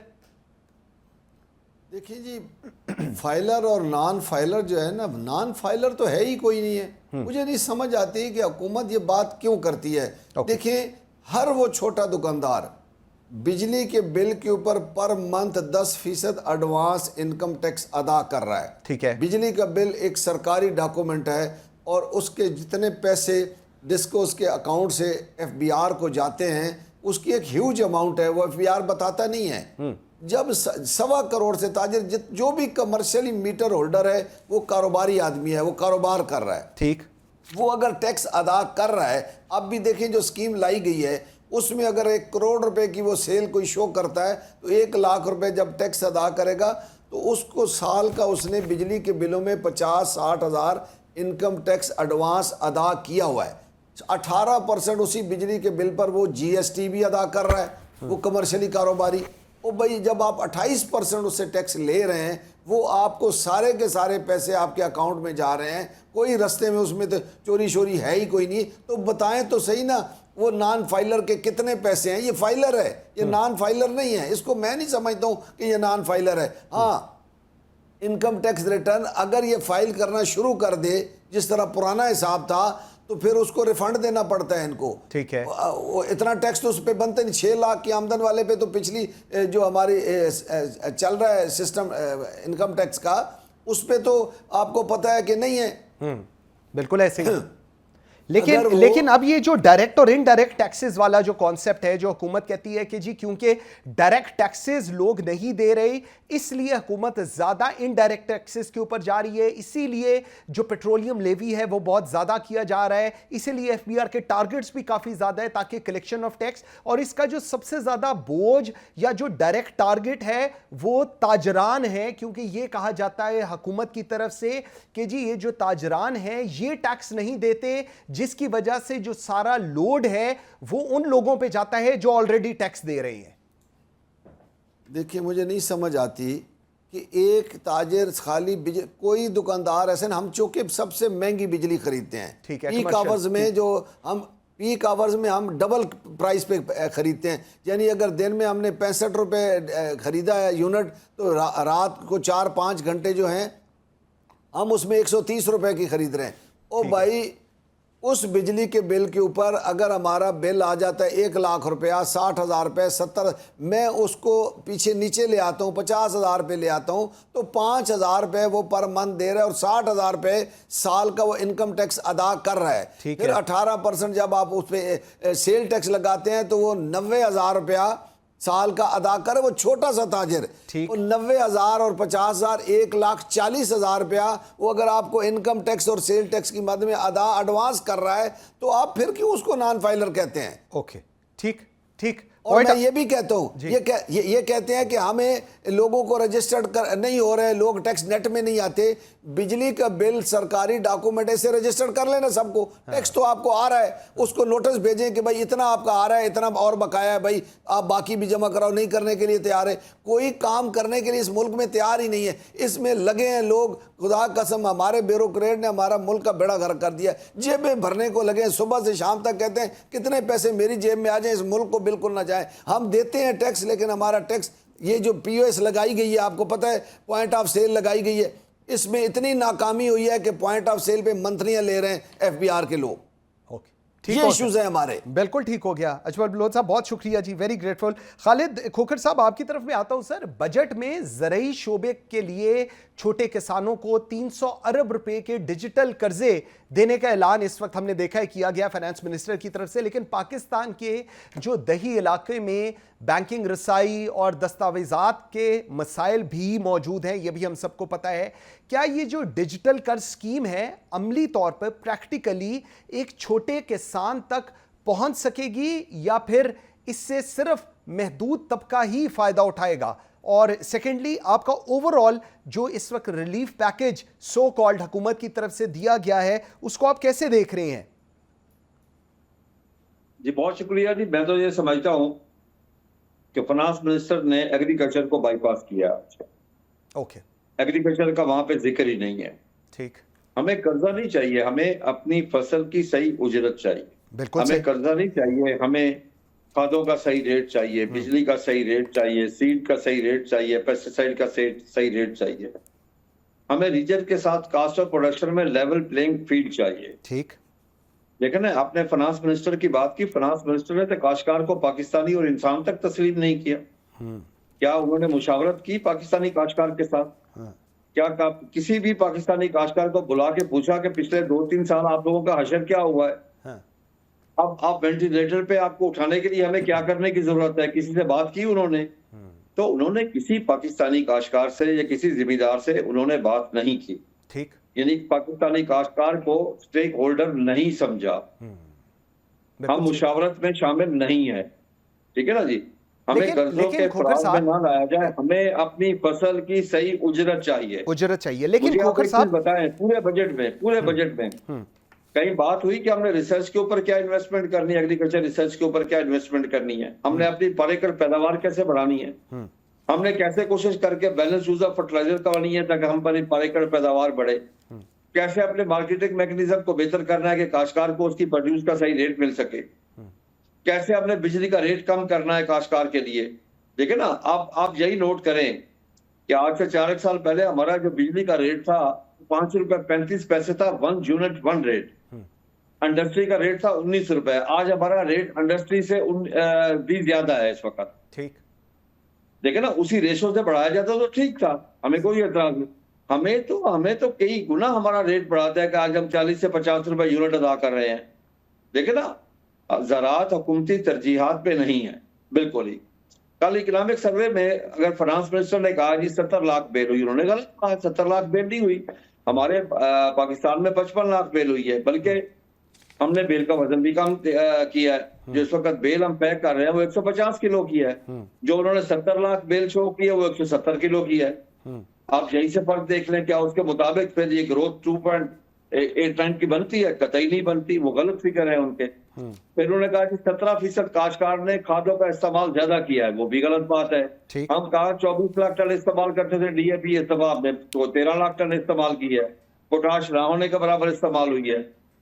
यानी कि जब फिगर ही गलत दिए जाएं, लेकिन खोखर साहब इसमें मुझे जरा फरमाइएगा, जिस तरह आप बात कर रहे हैं, आपका बड़ा सादा सा ये सवाल था, और ये आज नहीं, जब हम पहले भी प्रोग्राम्स करते रहे हैं उसके अंदर भी आपने कहा कि हमें उजरत चाहिए, हमें जो हमारा रेट है वो ठीक तरीके से चाहिए, लेवल प्लेइंग फील्ड हमें प्रॉपर चाहिए। तो आप मुझे ये कहना चाह रहे हैं कि इस पूरे टेन्योर के अंदर वफाकी हुकूमत या दूसरे जो कंसर्न डिपार्टमेंट्स थे उनका और किसान का कोई राब्ता नहीं हुआ, जिसके नतीजा ये है कि आज जो बजट पेश किया गया है उसके अंदर किसान के लिए कोई ऐसी अपॉर्चुनिटीज, विंडोज नहीं रखी गई। जी, वफाक में कोई एक मीटिंग भी नहीं हुई बजट तैयार करने से पहले, एक मीटिंग भी जिसमें फाइनेंस मिनिस्टर ने, FBR ने, किसी ने बुला के मुशावरत की हो, काश्तकारों से पूछा हो कि आपके क्या मसाइल हैं, आप क्यों वेंटिलेटर पे हैं, आपके क्यों घर के हालात खराब है, क्यों आपके बच्चों की तालीम के हालात खराब है, क्यों बच्चों की सेहत के हालात खराब है, क्यों आपके खेत के हालात खराब है, क्यों आप बैलेंस यूज ऑफ फर्टिलाइजर नहीं कर रहे। इसकी क्या वजह है कि हम $10 बिलियन की एग्रीकल्चर प्रोड्यूस की बाहर से इंपोर्ट कर रहे हैं। इसकी क्या वजह है कि हमारा इंपोर्ट एक्सपोर्ट का डेफिसिट सिर्फ एग्रीकल्चर का $5 से $6 बिलियन बढ़ गया है, कि हमारी इंपोर्ट बढ़ गई है, एक्सपोर्ट में कमी आ गई है। तो हमसे तो बुला के नहीं पूछा गया, हमें तो स्टेक होल्डर नहीं माना गया। देखें ना, पाकिस्तानी काश्तकार को तो पाकिस्तानी और इंसान तक तस्लीम नहीं किया गया कि जिस काश्तकार साल के 365 दिन काम करता है। काश्तकार तो वैबे खुदा है, अल्लाह का दिया और रिज़्क़ जमीन का सीना चीर के अल्लाह की मखलूक तक पहुंचाता है। और मैं फाइनेंस मिनिस्टर को बताना चाहता हूँ कि हमसे ज्यादा मुहब्बे वतन भी कोई नहीं है, क्योंकि हम अपनी जमीन का टुकड़ा उठा के किसी दूसरे मुल्क में मुंतकिल नहीं कर सकते। बिल्कुल ठीक है। हमारा जीना पाकिस्तान में, मरना पाकिस्तान में, हमारी औलाद इधर, जायदाद इधर, तालीम इधर, सेहत इधर, हमारा ईमान इधर, हमारा कब्रिस्तान भी इधर है। बेशक हम अपने मुल्क के लिए साल के 365 दिन काम करते हैं, लेकिन जिस अंदाज से ज़राअत को इग्नोर किया गया है, यकीन कर ले, मैं अपने जज्बात का लफ्जों में इहाता करके आपको नहीं बता सकता, मैं उस तकलीफ की शिद्दत आप तक नहीं पहुंचा सकता जो हम काश्तकारों में इस वक्त तकलीफ की लहर दौड़ रही है। कि क्या हम पाकिस्तानी नहीं थे? क्या क्यों नहीं ज़राअत की अहलियत दी? ज़राअत ने इस मुल्क को चलाया है हमेशा। अब मुझे एक चीज बताएं, जब भी मुश्किल वक्त है पाकिस्तान के ऊपर, ज़राअत ने इस मुल्क को सहारा दिया है। आपकी टोटल एक्सपोर्ट क्या है? $29 बिलियन की। सही। इस दफा तो वो भी 28 पे आ गई है मेरे ख्याल में, वो भी कम हो गई है। ठीक है ना जी। अच्छा, $20 बिलियन सिर्फ कॉटन है। ठीक, खोखर साहब मैं आपके पास चावल है। ठीक, खोखर साहब मैं आपके पास दोबारा आता हूं। जफर मोतीवाला साहब ex director Karachi stock exchange भी हमारे साथ है, लेकिन उनके पास जाने से पहले शोएब बटालवी साहब आपकी तरफ भी आऊं। आप लोगों ने, एक्सपोर्टर्स ने सजेशंस दी थी, हमने बारहा इस पे प्रोग्राम भी किए, आप लोगों की सजेशंस का भी वही रिजल्ट है जो ताजरान का है या जो किसान का है, या आपकी बात हुकूमत ने सुनी और जो आज फाइनेंस मिनिस्टर कह रहे थे उस पर आपको लगा है कि कुछ चीज़ें बेहतर होंगी? बिस्मिल्लाहिर्रहमानिर्रहीम। देखें, दो चीज़ें हैं, एक एक्सपेंडिचर्स हैं और एक इनकम है। ये दोनों को आप बैलेंस लेके चलते हैं। इसमें आप एक्सपेंडिचर्स को आप कर लें इंपोर्ट, ठीक है, और जो इनकम है आप उसको कर लें एक्सपोर्ट। इनकम क्योंकि आपकी एग्रीकल्चर से आए, चाहे आपकी मैन्युफैक्चरिंग से आए, एक्सपोर्ट से जो भी आती है वो आपकी इससे आती है, एक्सपोर्ट से। ठीक है। आपके जो एक्सपेंडिचर्स हैं वो आप जो सैलरीज देते हैं स्टाफ को, जो आपके ब्यूरोक्रेट सैलरीज लेते हैं, और आप उन्हीं को बैठा लेते हैं बजट में इसमें मुशावरत के लिए, जिसमें मुशावरत जो है वो, जबकि आप, जैसे खोखर साहब ने बड़ी अच्छी बात की कि आपको किसानों के साथ बैठ के या जो कंसर्न डिपार्टमेंट के लोग हैं उनके साथ बैठ के जो है ये चीज़ें बैठ के डिसाइड की जाती हैं। लेकिन अनफॉर्चुनेटली जो है ये लोग IMF के मुताहत हैं, IMF के बगैर ये लोग जो है चल नहीं सकते। IMF इनको परमिशन तो दे देता है इस चीज़ की कि जो है ना आप अपनी गवर्नमेंट के लिए जो है वो गाड़ियाँ ले लें, अपने ब्यूरोक्रेट्स के लिए अयाशियों के लिए चीज़ें ले लें, या अपनी मिनिस्टर्स के लिए जो है वो अपनी 400% सैलरीज बढ़ा लें। लेकिन IMF जो है वो ये क्यों नहीं कहता कि आप अपनी एक्सपोर्ट्स बढ़ाएं, आप अपनी एक्सपोर्ट की रेमिटेंस के ऊपर, मैंने बार बार ये बात की थी बजट से पहले, एक्सपोर्ट्स रेमिटेंस के ऊपर जो टैक्स लगता है पूरी दुनिया में कहीं पे भी नहीं होता कि आप अपनी एक्सपोर्टर की रेमिटेंस के ऊपर टैक्स लगा दें। ठीक। और उसके ऊपर तो हमारे फाइनेंस मिनिस्टर साहब ने बिल्कुल भी कोई 1% भी जो है वो ताउन नहीं किया। हाँ, इन्होंने IT एक चीज़ अच्छी की है कि IT की एक्सपोर्ट के ऊपर जो है वो इन्होंने टैक्स फ्री उसको किया है, और IT की एक्सपोर्ट्स क्योंकि सालाना जो है 4.5% बढ़ रही हैं। और जैसे खोखर साहब ने बात की कि 29 बिलियन डॉलर की हमारी एक्सपोर्ट्स रह गई हैं, मैं खोखर साहब की बात से इत्फाक करूंगा कि हमारी एक्सपोर्ट्स 25 बिलियन डॉलर से भी नीचे आ चुकी हैं। और इन्होंने एक बात और की कि हमारी जो है एग्रीकल्चर की जो एक्सपोर्ट्स हैं वो 5 से 6 बिलियन डॉलर की, लेकिन मैं ये 5 से 6 बिलियन डॉलर की हमारी एग्रीकल्चर की एक्सपोर्ट, ये जो 25 बिलियन डॉलर की हमारी एक्सपोर्ट्स है उसमें 18 बिलियन डॉलर की हमारी एग्रीकल्चर की एक्सपोर्ट्स है। और अनफॉर्चुनेटली किसानों के साथ या हमारे जो दूसरे इंडस्ट्रियलिस्ट हैं उनके साथ बैठ के कोई मुशावरत नहीं की जाती, कोई पॉलिसीज़ नहीं बनाई जाती। तो इसमें बजट जो है ये तो हमने तो ये कहा था कि बजट जो है ये एक्सपोर्टर दोस्त या ताजर दोस्त बजट होएगा, लेकिन अनफॉर्चुनेटली ये एक्सपोर्टर और ताजर दुश्मन बजट पेश किया गया। ठीक, जफर मोतीवाला भाई बहुत शुक्रिया आपके टाइम देने का। जफर साहब फरमाइएगा, जो आज का बजट पेश किया गया है, ताजरान खुश नहीं है, किसान खुश नहीं है, एक्सपोर्टर्स खुश नहीं है, लेकिन हुकूमत तो बहुत बुलंदोबाल दावे कर रही है कि उन्होंने एक बहुत बेहतरीन बजट दिया है, और वो कहते हैं कि जी अब जो हुकूमत है और जो मईशत है वो राह रास्त पर डलने जा रही है। कैसे देख रहे हैं आप इस बजट को? भाई उसी तरह देख रहे हैं जो पिछले 50 साल से देख रहा हूँ। मैं 60 साल का हो गया हूँ। 10 साल की उम्र से अब्बा ने बिठा दिया था कि बजट को समझो सीखो। तो अब ये बजट इसी तरह है जैसे हमेशा होता है। हर हुकूमत तारीफ करती है, चाहे वो भुट्टो की थी या चाहे वो आगे कौन आए थे, हाँ ज़ियाउल हक की थे, या उसके बाद आए थे अपना, अब आपको पता है हिस्ट्री में क्या करूं। मैं ये कहना चाह रहा हूं कि ये बजट में कुछ जो लास्ट बजट से आप कंपेयर करोगे, पिछले सालों की नहीं, मुशर्रफ के सालों की नहीं, आप इस बजट को अगर लास्ट ईयर से करोगे तो कंपैरेटिवली आपको बेहतर लगेगा। ठीक है, क्योंकि लास्ट में जो बजट में जो इम्पोज किया गया था, वो बजट के इम्पोजिशन के बाद उन्होंने क्या किया कि 10% बढ़ा दो, 20% बढ़ा दो। अब उन्होंने कहा 2% कम कर दो, जैसे पेट्रोलियम का करते हैं, जैसे लेवी का करते हैं कि भाई आप 50 रुपए बढ़ाकर 5 रुपए कम कर दो। ठीक, तो ये होता रहेगा और ये आगे भी होता रहेगा। कोई IMF से हम नहीं निकल रहे, कहीं नहीं जा रहे। IMF धमकी देता है, चुप हो जाते हैं। अभी मैं किसी और चैनल पर था, मैं उनको बता रहा था कि 300 बिलियन US डॉलर का वियतनाम एक्सपोर्ट कर रहा था 2022 में, अभी 520 बिलियन डॉलर का करेगा। ठीक है, तो उनमें से किसी ने कहा कि वो अपना जो उनके खिलाफ तकलीफें हुई हैं, परेशानियां हुई हैं, जंग हुई है, उसका बेनिफिट पूरी दुनिया से ले रहे। मैंने कहा हमारे ऊपर क्या कम हुई है? हमने क्या नहीं जगह देखी?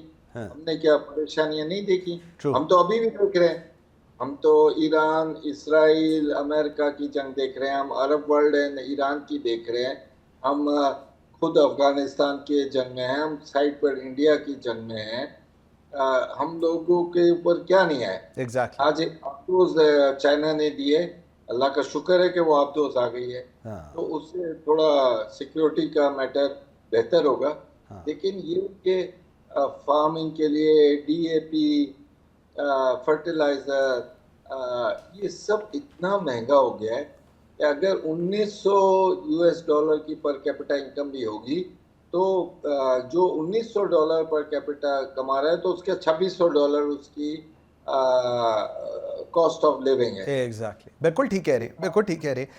अगर यही चीज़ खोखर साहब मैं आपकी तरफ लेकर आऊँ, इस वक्त हमने देखा कि पेट्रोलियम की प्राइस के अंदर 4 रुपये उन्होंने सस्ता किया है जी इस वक्त, और डीजल, खोखर साहब अभी इस वक्त नहीं है। अच्छा, लेकिन ज़फ़र भाई मुझे एक चीज़ बताइएगा, इस वक्त पेट्रोलियम की प्राइसेस में 4 रुपये सस्ता किया गया है और डीजल 2 रुपये, लेकिन पेट्रोलियम लेवी की मद में 1727 अरब का टारगेट रखा गया है अब का 2026-27 का। इसको आप कैसे देख रहे हैं? ये तो डायरेक्ट रेवेन्यू है, इसमें डायरेक्ट इनडायरेक्ट भी नहीं, और ये directly to the federal government जाना है, इसका एफबीआर से कोई लेना देना नहीं। इसको आप कैसे देखते हैं फिर?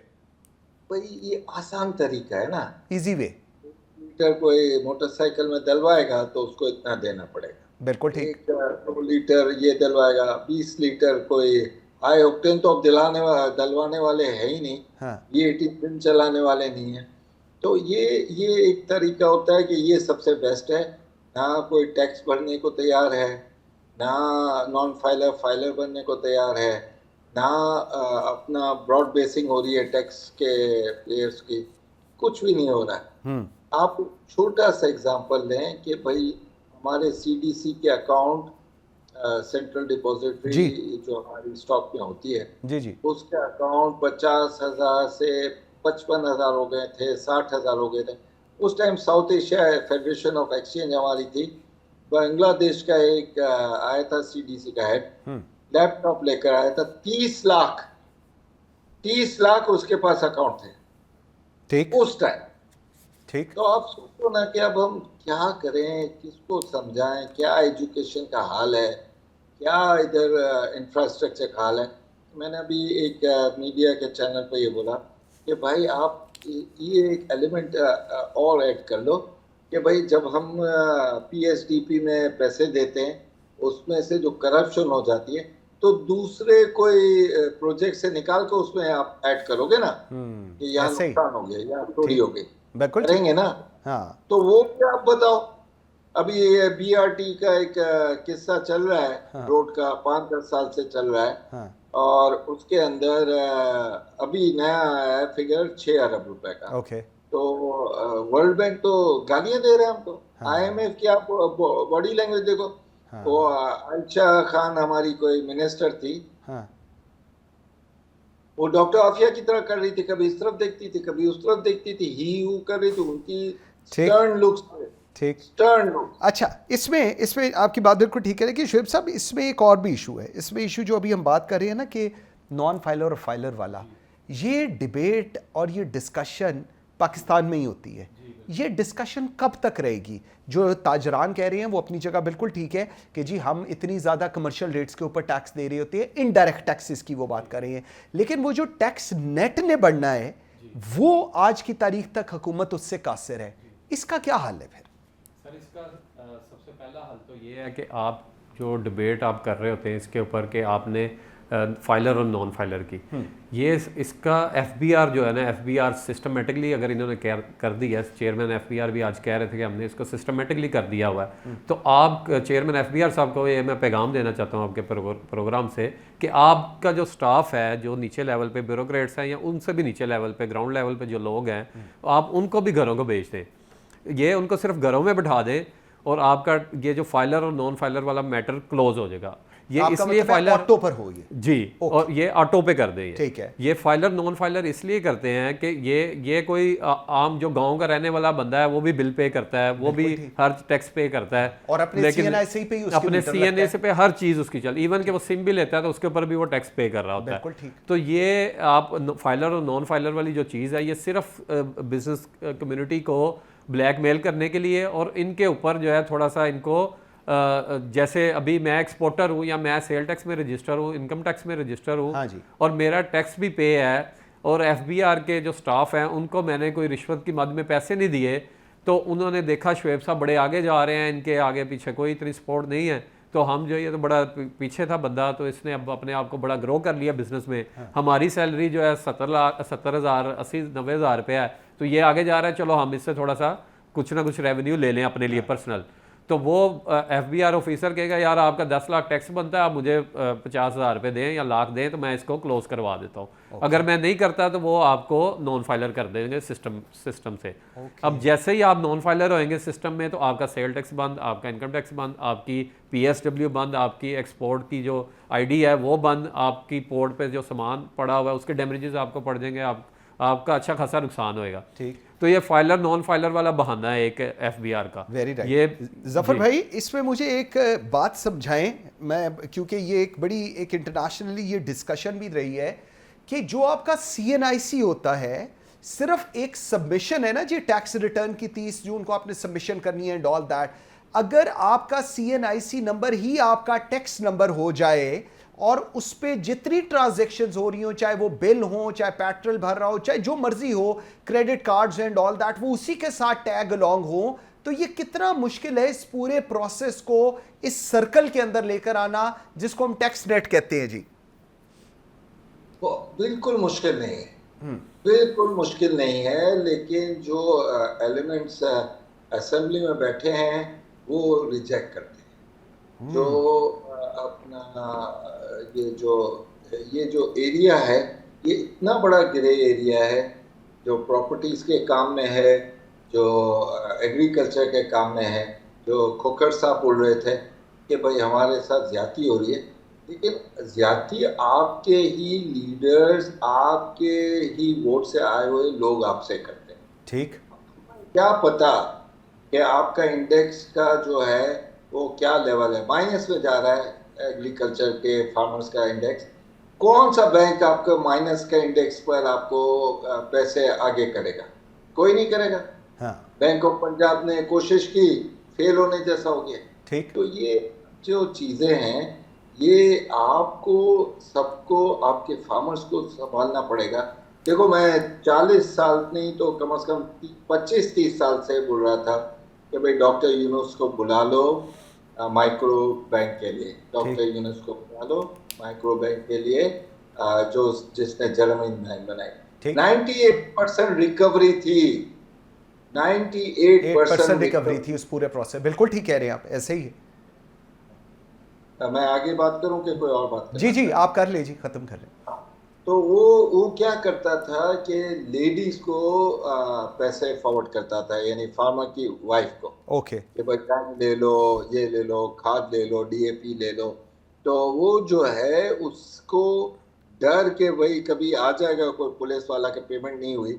98%। तो यहाँ के अपने जो बैंकर्स हैं, जो स्टेट बैंक में, वो कहते थे नहीं सर हम खुद कर लेंगे।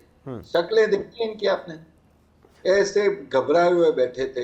अभी ये एक जगह से खबर आ रही है कि इन्फ्लेशन बढ़ रहा है तो इंटरेस्ट रेट बढ़ाएंगे, दूसरी जगह से आ रही है कि इन्फ्लेशन नहीं बढ़ा है। हाँ। ये अलग अलग पॉलिटिशियंस जो हैं, जो गवर्नमेंट में होते हैं, वो अलग अलग स्टोरी करते हैं। ठीक। अब अगर इंटरेस्ट रेट बढ़ाना है, आपने खुद कह दिया स्टेट बैंक के गवर्नर ने कि बढ़ाऊंगा मैं, तो इसका मतलब ये है कि आपका इन्फ्लेशन बढ़ गया। तो आप जो 22 से नीचे आए थे और 9% की बात कर रहे थे, 11.5 से अब 12.5 चले जाओगे। ठीक, बिल्कुल सही है। तो वो कॉस्ट इंडस्ट्री पर आएगा, और कॉस्ट इंडस्ट्री पर आएगा तो जो आप टी-शर्ट बना रहे हो और जो बांग्लादेश टी-शर्ट बना रहा है, बांग्लादेश $90 की 90 सेंट की बना रहा है, बिल्कुल ठीक, वो बराबर की साइड पे $1.60 ऐसे ही है, ऐसे ही है। तो आपने हमारे साथ लेना है जी। नाज़रीन हेडलाइंस का कहा जा रहा है जी, हेडलाइंस देते हैं, हेडलाइंस से वापस आएंगे तो ट्रांसमिशन यहीं से कंटिन्यू करेंगे जी, मेरे साथ रहिएगा।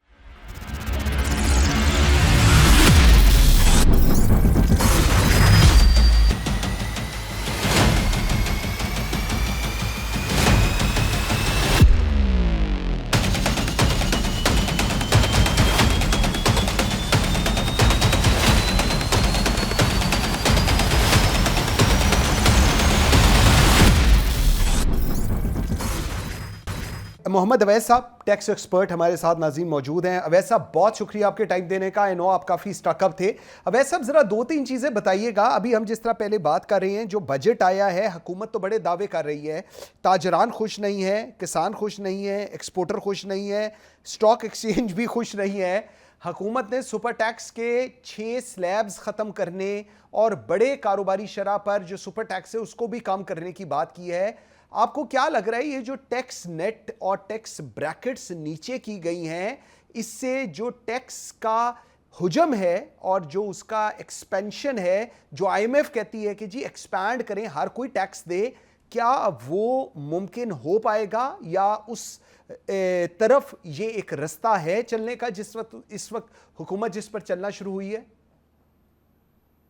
जी मंसूर साहब, पहली बात ये है कि ये जो बजट आया है इसके अंदर अभी कोई भी ऐसी ड्रास्टिक मैयर नहीं नजर आई जिसकी बेसिस के ऊपर आप ये कहें कि टैक्स बेस बढ़ा देंगे, ओके एक्सेप्ट फॉर के ताजिर के लिए एक सिंप्लीफाइड एक वर्जन दिया उन्होंने कि आप अगर आप स्मॉल रिटेलर्स हैं तो आप कुछ अपने टर्नओवर का मिनिमम टैक्स 1% और वो देके और आप सिंप्लीफाइड एक रिटर्न फॉर्म का उन्होंने लॉ में कॉन्सेप्ट दिया कि वो हम देंगे और आपका ऑडिट नहीं करेंगे, आपकी वेरिफिकेशन नहीं करेंगे। ठीक है, लेकिन क्या आपने confidence of the society build कर रहे हैं? क्योंकि देखिए कोई भी चीज़ आती है, हमारे यहाँ सबसे बड़ा प्रॉब्लम क्या है कि हमारी कोई भी पॉलिसी कंसिस्टेंट नहीं होती ठीक है, और लोगों का ख्याल ये होता है कि अगर एक साल आपको कोई ऐसी चीज़ दे भी दी तो अगले साल ये वापस हो जाएगी और उसके बाद अगर हम टैक्स नेट में आ गए तो हमारे लिए प्रॉब्लम ही प्रॉब्लम आएगी। बिल्कुल ठीक। जब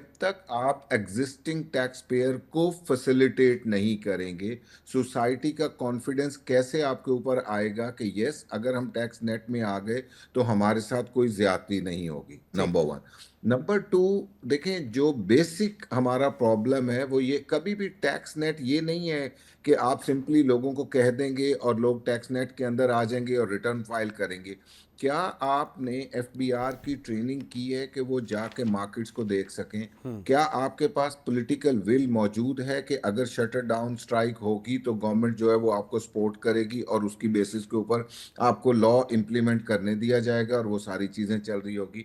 तो इस तरह की तो फ्रेंकली अभी तक कोई ऐसी मैयर नहीं नजर आई। ठीक है, हाँ, टैक्सेस में अगर मैं देखूं, देखें सैलरीड क्लास को थोड़ा सा रिलीफ उन्होंने मिला है। दिया हाँ, एक सर्टन स्लैब तक, वो भी बहुत ज्यादा अच्छा। एक बड़ी इंटरेस्टिंग फैक्ट है, उसको जितना बड़ा करके पोर्ट्रे किया जा रहा है, अगर आप, मैं आपको मजे की बात बताऊं, अगर किसी की तकरीबन 8.5 लाख रुपए सैलरी थी तो उसको 17,000 रुपए का टैक्स सेविंग हुई है। जो उसका पहले मंथली से जो टैक्स होता था वो 2,20,000 रुपए था, वो कम होकर 2,07,000 हो गया। तो कितने परसेंट आपको रिलीफ मिला? जो 17,000 का अगर 8, 8.5, यानी एक है जो थोड़ा सा ऊपर जो सुपर टैक्स में जा रहे थे, यानी वो उनको भी वो 2% लोग का थे ही जिनकी आया। 10-15 लाख रुपए, उनको थोड़ा सा ज्यादा रिलीफ मिला क्योंकि सुपर टैक्स का रेट खत्म हो गया सैलरी के ऊपर, तो वहां थोड़ा सा बढ़ गया। लेकिन जो मेजॉरिटी क्लास है कि आप प्रैक्टिकली देखें कि 1,75,000 रुपए तक की जिसकी मंथली सैलरी है उसके लिए जीरो रिलीफ है, Exactly. कोई टैक्स सेविंग नहीं है। जो पिछले साल था एग्जैक्टली सेम टैक्स लगेगा। उसके बाद जब आप ऊपर जा रहे होते हैं तो उनको भी अगर आप कोई 2-4% का दे रहे हैं तो वो मॉनेटरी टर्म में अगर किसी, देखे ना, अब जिसका 2-2.5 लाख टैक्स कट रहा है उसको अगर आप कहें कि अच्छा यार 15,000 रुपए का रिलीफ मिल गया, तो क्या ये सफिशिएंट रिलीफ है एट द टाइम जब इन्फ्लेशन का रेट देखें? क्योंकि सारे सैलरीज आप उस प्रोपोर्शन से नहीं बढ़ा रहे होते, बाकी अच्छा, चीजें नहीं हो रही होती। ठीक। लेकिन अवैध साहब, इस पे आपकी मेरी बड़ी डिबेट रहती है टैक्स के ऊपर। मुझे एक चीज़ सादी सी समझाइएगा, एक सादा आदमी के लिए, मुश्किल में नहीं समझाइएगा, बिकॉज एक आम आदमी की समझ में आना ये बड़ा ज़रूरी है। हम लोग कहते हैं कि जो 30 जून को रिटर्न नहीं जमा करा रहे वो नॉन फाइलर्स हो गए और उसके बाद जी उनके ऊपर बस दबड़दोड़ हमले हो गए एंड ऑल दैट। आपका एक सीएनआईसी है, सीएनआईसी के ऊपर आपकी सारी ट्रांजैक्शंस है, आपने सिम ली, आपने मोबाइल लिया, आपने कहीं जगह पर जाके टिकट खरीदी, आपने क्रेडिट कार्ड लिया, आपने सब कुछ ये किया। क्या पाकिस्तान के अंदर वाकई ही इतना मुश्किल है सीएनआईसी को आप अपना टैक्स नंबर बना दें और रिटर्न ऑटोमेटिकली चीज़ें जनरेट होती रहें, जो आ रही हैं चीज़ें, जो बाइंग हो रही है उसके रिजल्ट के अंदर ये एक पूरा उनका सिस्टम बन जाए कि यार ये आपने टैक्स जमा कराए, ये आपने ये किया and this is as simple as that, instead कि हम लोग इंतजार करें कि ये 30 को नहीं कराएंगे, उसके बाद ये नॉन फाइलर होंगे और फिर हम एक नॉन फाइलर की डिबेट में शुरू हो जाएंगे बातचीत। मंसूर साहब, एक चीज जस्ट सिंपलीफाई वे में ये कहूंगा कि आज टैक्स नंबर का कॉन्सेप्ट खत्म हो चुका है। ठीक। आज के लॉ में कोई नेशनल टैक्स नंबर नहीं है। जो आपका CNIC है ठीक। वही आपका नेशनल टैक्स नंबर है इंडिविजुअल के लिए आज की डेट। ठीक है जी। अब तो एक्चुअल और डेटा भी अगर आप देखें कि जितनी भी बड़ी ट्रांजैक्शन होती हैं ऑलरेडी, लाइक अगर मैं प्रॉपर्टी परचेज करता हूँ, मैं गाड़ी परचेज करता हूँ, मेरी कोई बैंक के अंदर अगर सेविंग पड़ी है और उसके ऊपर इंटरेस्ट आता है, और ये सारी ट्रांजैक्शन वो हैं जिसके ऊपर विदहोल्डिंग टैक्स कट रहा है और विदहोल्डिंग टैक्स गवर्नमेंट को जमा हो रहा है CNIC के साथ। तो आप जो बात कह रहे हैं ये तो इजीली डुएबल है ना, कि तो फिर अगर वो आप क्यों नहीं किसी रही? भी पर्सन की देखें, ये तो यही तो विल चाहिए ना गवर्नमेंट की, कि क्या आपके पास डेटाबेस में इंफॉर्मेशन भी मौजूद है, आपके पास CNIC नंबर भी मौजूद है। देखें, हमारा सबसे बड़ा अलमिया ये है कि FBR को कोई ये पूछने वाला है कि आपने ब्रॉडनिंग पे काम क्या किया पिछले इतने सालों के अंदर। ठीक। जब ये मैयर देखें, जब आपको FBR की परफॉर्मेंस जरा गौर करें कैसे मैयर होती है। आपको एक नंबर्स में टारगेट, आपको कहा 14,000 अरब आपने टारगेट करना है, उस टारगेट को बांट दिया डिफरेंट फील्ड फोर्सेस के अंदर कि इतना इतना टारगेट यहाँ से होगा, ये सारी चीज होगी। ठीक। अब उसके बाद ओनली जो मेजरमेंट हो रही है कि क्या वो नंबर पूरा हुआ है या नहीं हुआ। हाँ। अब आप मुझे बताएं कि अब और नंबर पूरा कहाँ से होगा? जो एग्जिस्टिंग टैक्स पेयर्स बैठे हैं उन्हीं से ले लो, जहां से मर्जी कर लो, उनकी असेसमेंट कर दो, उनके एडवांसेस पकड़ लो, उनसे ये कर लो। कोई ये भी नहीं पूछता। बाज़ औक़ात बजट पूरा करने के लिए आप अगले साल का एडवांस टैक्स पिछले साल में जमा करवा रहे होते हैं। Exactly, वो बिल्कुल ऑफिसर ऐसा। कहता है अच्छा यार मेरे टाइम पे जमा करा दो, अगले साल में क्या होगा। ठीक। जब तक आप क्वालिटेटिव एस्पेक्ट में मेजरमेंट नहीं करेंगे कि आप बताएं कि नए टैक्स पेयर से इतना मुझे टैक्स चाहिए, पुरानों से इतना चाहिए, ब्रॉडनिंग में, यानी फ्रैंकली जो नंबर ऑफ फाइलर्स हैं, क्या हमारे यहाँ ये 5-6 मिलियन का जो नंबर पूरे साल में आप FBR से लेते हैं, क्या ये शर्मिंदगी वाला नंबर Exactly, नहीं है कि बिल्कुल ठीक 25 है। करोड़ की आबादी के अंदर ओनली ये वाला नंबर है जो फाइलर है। Very important. तो अच्छा, अब लेकिन उसकी मैं रीजन जी जी, अब ऐसा मैं आ रहा हूं आपके पास। कामरान अरशद साहब, चेयरमैन APTMA ने जी हमें ज्वाइन किया। कामरान साहब, बहुत शुक्रिया आपके टाइम देने का। कामरान साहब, फाइनली बजट आ गया है, the cat is out of the, जिधर से भी आप उसको निकालना चाहें। लेकिन मुझे जरा बताइएगा कैसे आपने देखा है, क्योंकि टेक्सटाइल को लेकर मैं कल सुन रहा था, प्रोफेसर एहसन इकबाल साहब कह रहे थे कि एक्सपोर्ट लेड ग्रोथ इकोनॉमी हमें चाहिए, और जब वो एक्सपोर्ट्स की बात कर रहे थे तो आप यकीन करें मुझे आप बहुत याद आ रहे थे। याद तो खैर आप वैसे भी काफ़ी आती है, लेकिन प्रोफेसर एहसन इकबाल की बात पे बड़ा याद आ रहे थे। कैसा देख रहे हैं आप बजट के? एक्सपोर्ट लेड ग्रोथ इकोनॉमी की तरफ जा रही हैं अब हम? जी काजी साहब, बहुत बहुत शुक्रिया। पहले तो सर आपको मैं हज मुबारकबाद कहना चाह रहा हूँ ऑन एयर, शुक्रिया सर, आपने हज किया।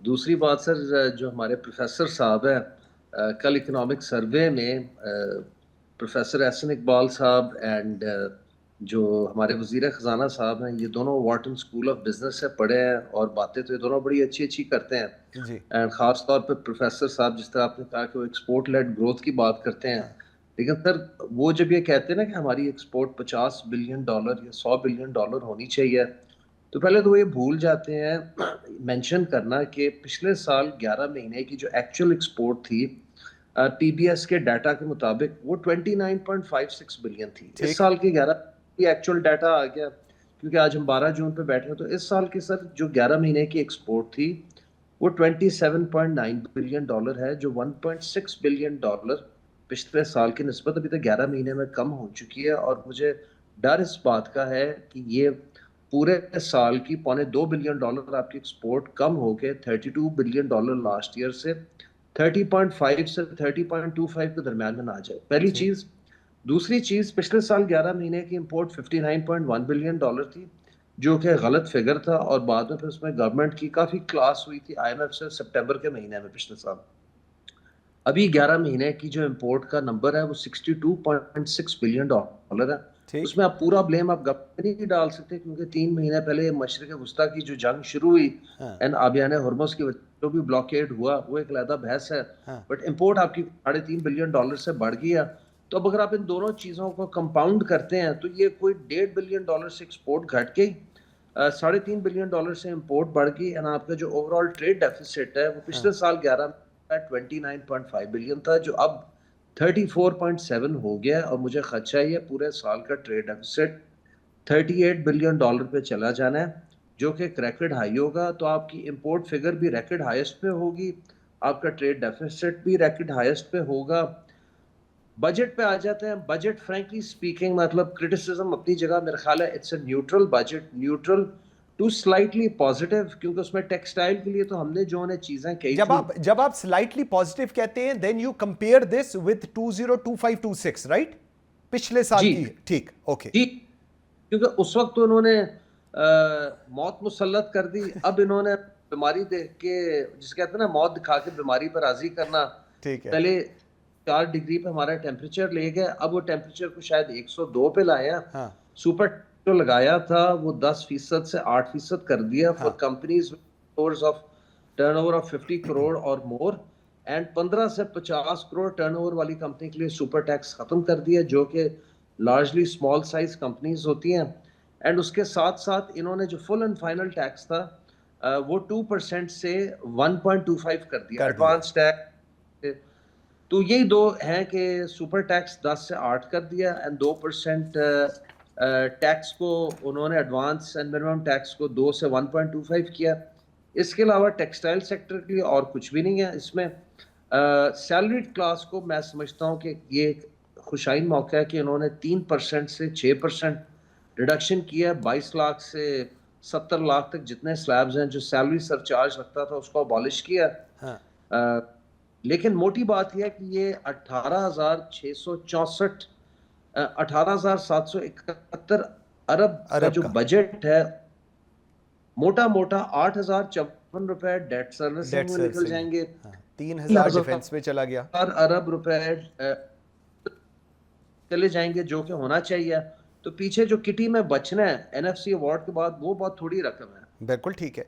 अच्छा, इस सारी डिबेट के अंदर अगर शुएब साहब आपकी तरफ में आता हूँ, अब एक्सपोर्टर लेड ग्रोथ, वही जो एहसन इकबाल साहब कह रहे हैं, उसके लिए बड़ा ज़रूरी है कि आप जनरेट करें चीज़ें, finish products versus raw product की ये भी डिबेट है। हम लोग फिनिश प्रोडक्ट्स भेजें ताकि दुनिया में जाके हमारी चीज़ें ज़्यादा रजिस्टर हों, इंस्टेड कि हम रॉ प्रोडक्ट्स भेजें। इस सारे सिनेरियो के अंदर किस हद तक इफेक्टिव पॉलिसीज डायरेक्शन आज हुकूमत की आपको लग रही है विद रिस्पेक्ट टू एक्सपोर्ट्स?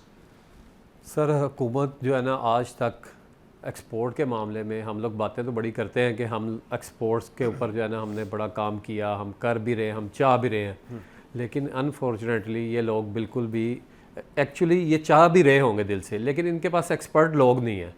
ये इनको उसके ऊपर रिसर्च करनी चाहिए, एक्सपर्ट लोगों के ऊपर सर्च करें कि कौन से एक्सपर्ट्स लोग हैं। ठीक, इसमें नंबर 1। नंबर 2, दूसरी बात यह है कि आप इसके ऊपर आपकी प्रोडक्ट्स कैसे जाएंगी बाहर जाके। आपके जो डिपार्टमेंट्स 18 डील करते हैं, उनमें से एक मैं डिपार्टमेंट का नाम लेता हूं, जो कि आपका ट्रेड कौंसल बैठे हुए बाहर, कमर्शियल अटैची जिसको बोला जाता है। वो आप किसी भी ब्यूरोक्रेट को उठाते हैं और आप उसको बाहर किसी भी कंट्री में लगा दें। इसमें मैं मिसाल देता हूँ आपको सऊदीया की, क्योंकि मेरी मीट की बहुत ज़्यादा हमारी एक्सपोर्ट है अल्हम्दुलिल्लाह। तो सऊदीया में हमारा जो बीफ है वो तो एक्सपोर्ट हो रहा है, अब मटन एक्सपोर्ट नहीं हो रहा, और मैं काफ़ी देर से उसके ऊपर वर्किंग कर रहा था कि मटन की क्यों डिमांड नहीं है। पाकिस्तानी मटन तो हलाल समझा जाता है, क्योंकि उसमें हमारा कंपटीटर जो है इंडिया ही है बस, और तो किसी कोई और कंट्री है नहीं है सऊदीया के अंदर। तो वो इंडिया का भी मटन नहीं चाह रहा, पाकिस्तान का भी इतना मटन नहीं एक्सपोर्ट हो रहा। रीज़न क्या है? मैंने उसके ऊपर थोड़ी रिसर्च की तो पता चला कि कीनिया जो है वो अपना मटन मेड इन पाकिस्तान करके सऊदीया में सेल कर रहा है। अब हमारा जो कमर्शियल अटैची भी उधर बैठा हुआ है, उसका काम बनता है कि वो इन चीज़ों के ऊपर नज़र रखे उसको, क्योंकि इन चीज़ों का दूर दूर तक नहीं पता होएगा। इसी तरह से आपके जो एक्सपोर्टर्स की जो पेमेंट्स हैं, जो अब वहाँ पे कंसाइनी बाहर बैठे हैं अब्रॉड में, जो आपके एक्सपोर्टर्स की पेमेंट दुनिया की कंट्रीज़ में कोफेस जैसी कंपनीज, कोफेस जैसी इंश्योरेंस कंपनीज़ हैं, जो आपकी एम्बेसीज़ के साथ जो है वो अटैचमेंट होती है उनकी, कि हमारे एक्सपोर्टर्स को फैसिलिटेट करें। इंडिया का भी है, बांग्लादेश का भी है, इसी तरह चाइना का भी है। वो जो है ना ट्रेन लोग वहाँ पे कमर्शियल अटैची जो है वो बैठे होते हैं, लेकिन ये लोग अनफॉर्चुनेटली उस पर भी इनके पास एक्सपीरियंस लोग नहीं, एक्सपर्टीज़ नहीं है।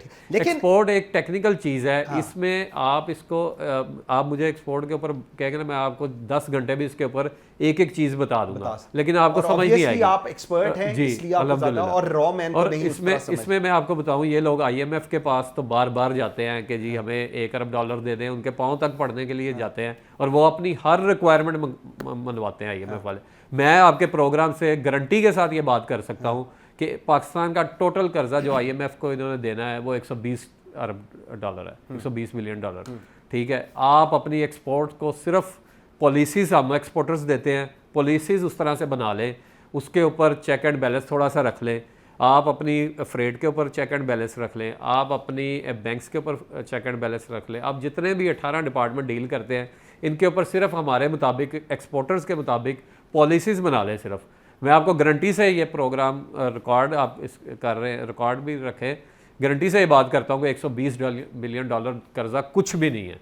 ये 2 साल के अंदर अंदर आप सिर्फ अपनी एक्सपोर्ट, आप अपनी एक्सपोर्ट जो है बढ़ा लें 2 साल के अंदर अंदर, आप सिर्फ अपनी स्मॉल एंड मीडियम जो SME एक्सपोर्टर्स हैं उनके लिए आप सिर्फ थोड़ा सा कर दें, आपका बच्चा यहाँ पे ऐसी ऐसी प्रोडक्ट्स बनाएगा, ऐसा ऐसा रॉ मटेरियल बनाएगा। ये जो एहसन इकबाल साहब ने बात की है, ये उन्होंने बिल्कुल ट्रू बात की है, लेकिन इसके ऊपर इम्प्लीमेंट कौन करेगा? वो बिल्कुल उसके लिए कोई बनाना चाहिए। मुझे एक चीज जरा बताइएगा, ये एक क्वेश्चन क्यों बार बार आ रहा है कि लैक ऑफ एक्सपर्टीज है गवर्नमेंट लेवल के ऊपर, और फिर जब हम ये कहते हैं कि हुकूमत कारोबार कर रही है, तो जब हुकूमत कारोबार करेगी तो फिर आप एक इन्वेस्टर को पाकिस्तान में क्या अपॉर्चुनिटी दे सकते हैं, क्योंकि हुकूमत तो खुद स्टेक होल्डर है। इसको आप कैसे देख रहे हैं, एक तो ये भी थोड़ा बताएं, और सेकेंडली बजट में मजमूई तौर पर जो FBR टैक्स हदफ है वो 15,264 अरब रुपए इस वक्त रखा गया है, और रेवेन्यू बढ़ाने के लिए मुख्तलिफ शोबों पर इन्हिसार किया जा रहा है। इसको आप कैसे देखते हैं? जी मंसूर साहब, थैंक यू। अभी जो पहले जो बात कर रहे थे मैं थोड़ा सा उसके ऊपर टच करूंगा। एक्सपोर्ट्स की जो बात हो रही थी, देखें एक्सपोर्ट आपने जब करनी है तो दुनिया में आपने पहले कम्पिटिटिव होना है। आपने चाइना, इंडिया, बांग्लादेश, अगर मैं अभी बाकी कोई बात नहीं कर रहा, मैं कह रहा हूँ ये वो इकोनॉमीज हैं जिनके साथ आपने कम्पीट करना है, अपनी प्रोडक्ट बेचनी है। आपके मुल्क में एनर्जी सबसे महंगी है इन चारों में, यानी अगर कोई एक्सपोर्टर, यानी आप कंपैरिजन कर लें इलेक्ट्रिसिटी, गैस, पेट्रोलियम प्राइसेस, इन चारों कंट्रीज में आपके यहाँ सबसे महंगा है। इंटरेस्ट रेट आपके यहाँ सबसे ज़्यादा है, तो करेंसी जो आपकी है स्टेबिलिटी वो यहाँ नहीं है। अभी थोड़ा सा वो, अब आप मुझे अगर मेरी इनपुट कॉस्ट महंगी है तो क्या मैं चीज़ बेच सकूंगा वहाँ जाके दूसरे मुल्कों के मुकाबले में जो मेरे से सस्ती बेचते हैं? आपके यहाँ कोई ट्रेनिंग इंस्टीट्यूट नहीं है जो प्रोडक्शन को इंक्रीज करने के लिए, जो इंडस्ट्री को ट्रेंड लेबर भी प्रोवाइड करते, कोई आपने उसके ऊपर कोई इंफ्रास्ट्रक्चर, कोई चीज़ नहीं बनाई हुई और वो नहीं किया हुआ। तो इसलिए आपकी एक्सपोर्ट उस वक्त तक नहीं बढ़ सकती जब तक गवर्नमेंट इस सेक्टर के ऊपर ध्यान नहीं देगी कि मुझे कंपिटिटिव प्राइसेस करनी है। आपका कोई रिश्तेदार नहीं बैठा जो सिर्फ आपसे प्रोडक्ट खरीदेगा और दूसरे से नहीं खरीदेगा। ठीक, बिल्कुल ठीक है। नंबर टू ये है कि जो जब आप पॉलिसीज बनाते हैं, देखें एक्सपोर्टर्स को आपने पिछले साल से आपने कहा उनको कि नॉर्मल टैक्स रिजीम में लेके, हमारे यहाँ टैक्सेस इतने हाई होते हैं कि जब एक आदमी एक्सपोर्ट बिजनेस कर रहा है, फॉरेन एक्सचेंज लेके आ रहा है, तो उसको रिलीफ देना चाहिए था। पहले इन्होंने थोड़ा सा स्लाइटली रिलीफ दिया कि 2% मिनिमम टैक्स को 1.25 कर दिया, तो 0.75% का एक रिलीफ जो है इस बजट के अंदर उनके लिए नज़र आया। लेकिन इस वक्त ज़रूरत ये थी कि उनको आप किसी तरीके से एक बड़ा टैक्स का रिलीफ देते, सो दैट कि वो नॉर्मल टैक्स में भी आ जाते और उनका टैक्स रेट कम होके वहाँ से सारा जा रहा हो। तो जो हमें बेसिकली गवर्नमेंट का जो काम होता है, देखें इसी तरह अगर मैं सर्विसेज की बात करूं, फ्रैंकली क्या आपको नहीं पता आज हमारे मुल्क का अगर सबसे बड़ा एसेट मैं आपसे पूछूं तो वो यूथ है। हम गुड्स तो शायद पता नहीं बना के भेज सकेंगे या नहीं, लेकिन यूथ को तो ट्रेन करके हम भेज सकते हैं ना। वो आपकी सर्विसेज, एक्सपोर्ट, IT के प्रोफेशनल्स आप प्रिपेयर कर दें, अकाउंटेंट्स कर दें, लॉयर्स कर दें, अच्छे प्रोफेशनल क्रिएट कर दें, फ्रैंकली वही आपके लिए एसेट बन जाता है। बिल्कुल ठीक है। अच्छा ठीक, अब ऐसा पॉइंट आ गया जी। कामरान साहब मुझे जरा 2 चीजें और बताइएगा। हुकूमत ने एक्सपोर्ट रीफाइनेंस स्कीम और दीगर जो मराहत हैं इसके लिए फंड्स बढ़ाने का ऐलान इस वक्त किया है, लेकिन माजी में आपको याद होगा लिक्विडिटी और जो रिफंड क्लेम्स थे उसका मसला बहुत रहा है। आपको लगता है कि इस बजट में वाकई कैश फ्लो का जो बहरान हल होता नजर आ रहा है, या सनतें अब भी वही बैंकिंग दबाव में रहेंगी और उसी तरह लोन्स के इश्यूज रहेंगे? इसको आप कैसे देख रहे हैं? आप ऑलरेडी जो एक्सपोर्ट फाइनेंस स्कीम थी उसकी सीलिंग बस्ट हुई थी एंड वो कई दफ़ा हमने स्टेट बैंक को अप्रोच किया तो स्टेट बैंक ने कहा कि माजरत वो पूरी सीलिंग ब्रीच हुई है। तो अब ये अगर उसकी बढ़ा रहे हैं तो क्या ये कर पाएंगे नहीं कर पाएंगे, वो remains to be same. Plus जहाँ तक रिफंड्स हैं, मैनुअल रिफंड तो मिल नहीं रहे, बहुत सारे पुराने 8-8 10-10 साल पुराने रिबेट्स फंसे हुए हैं, टफ स्कीम के फंसे हुए हैं, ड्यूटी ड्रॉबैक्स फंसे हुए हैं। सिर्फ फास्टर वाले भी जो हैं वो अब एक लैग से मिल रहे हैं। तो मैं नहीं समझ रहा सर कि लिक्विडिटी का कोई इशू ईज होगा जब तक एफपीआर अपनी कलेक्शन इन्हांस नहीं करता, और वो भी डॉक्यूमेंटेड सेक्टर या सैलरी तबके से बोझ हटा के, जैसे आप और पैनलिस्ट ने कहा कि ID card should be, CNIC should be और NTN एंड STN सबको नेट में लाएं।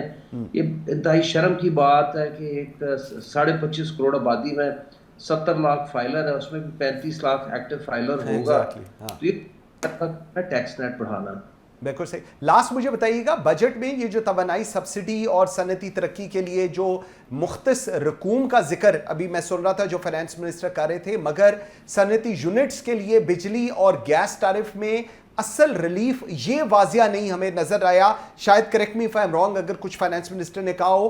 एप्टमा के मुताबिक क्या तवानाई की लागत में कमी के बगैर बरामदात को बढ़ाने का हदफ हकीकत पसंदाना है? आप समझते हैं? सर मेरा नहीं ख्याल, देखें आपको ना 3 चीज़ों को एड्रेस करना है। सबसे पहले आपको एनर्जी रेट को एड्रेस करना है, जैसे और पैनलिस्ट ने कहा। फिर आप जिसमें बिजली का नर्क है, गैस का नर्क है, उसमें हमें 2 साल लगे गवर्नमेंट को समझाते क्रॉस सब्सिडी खत्म करें। वो ठीक है, इस साल जाके खत्म हुई है।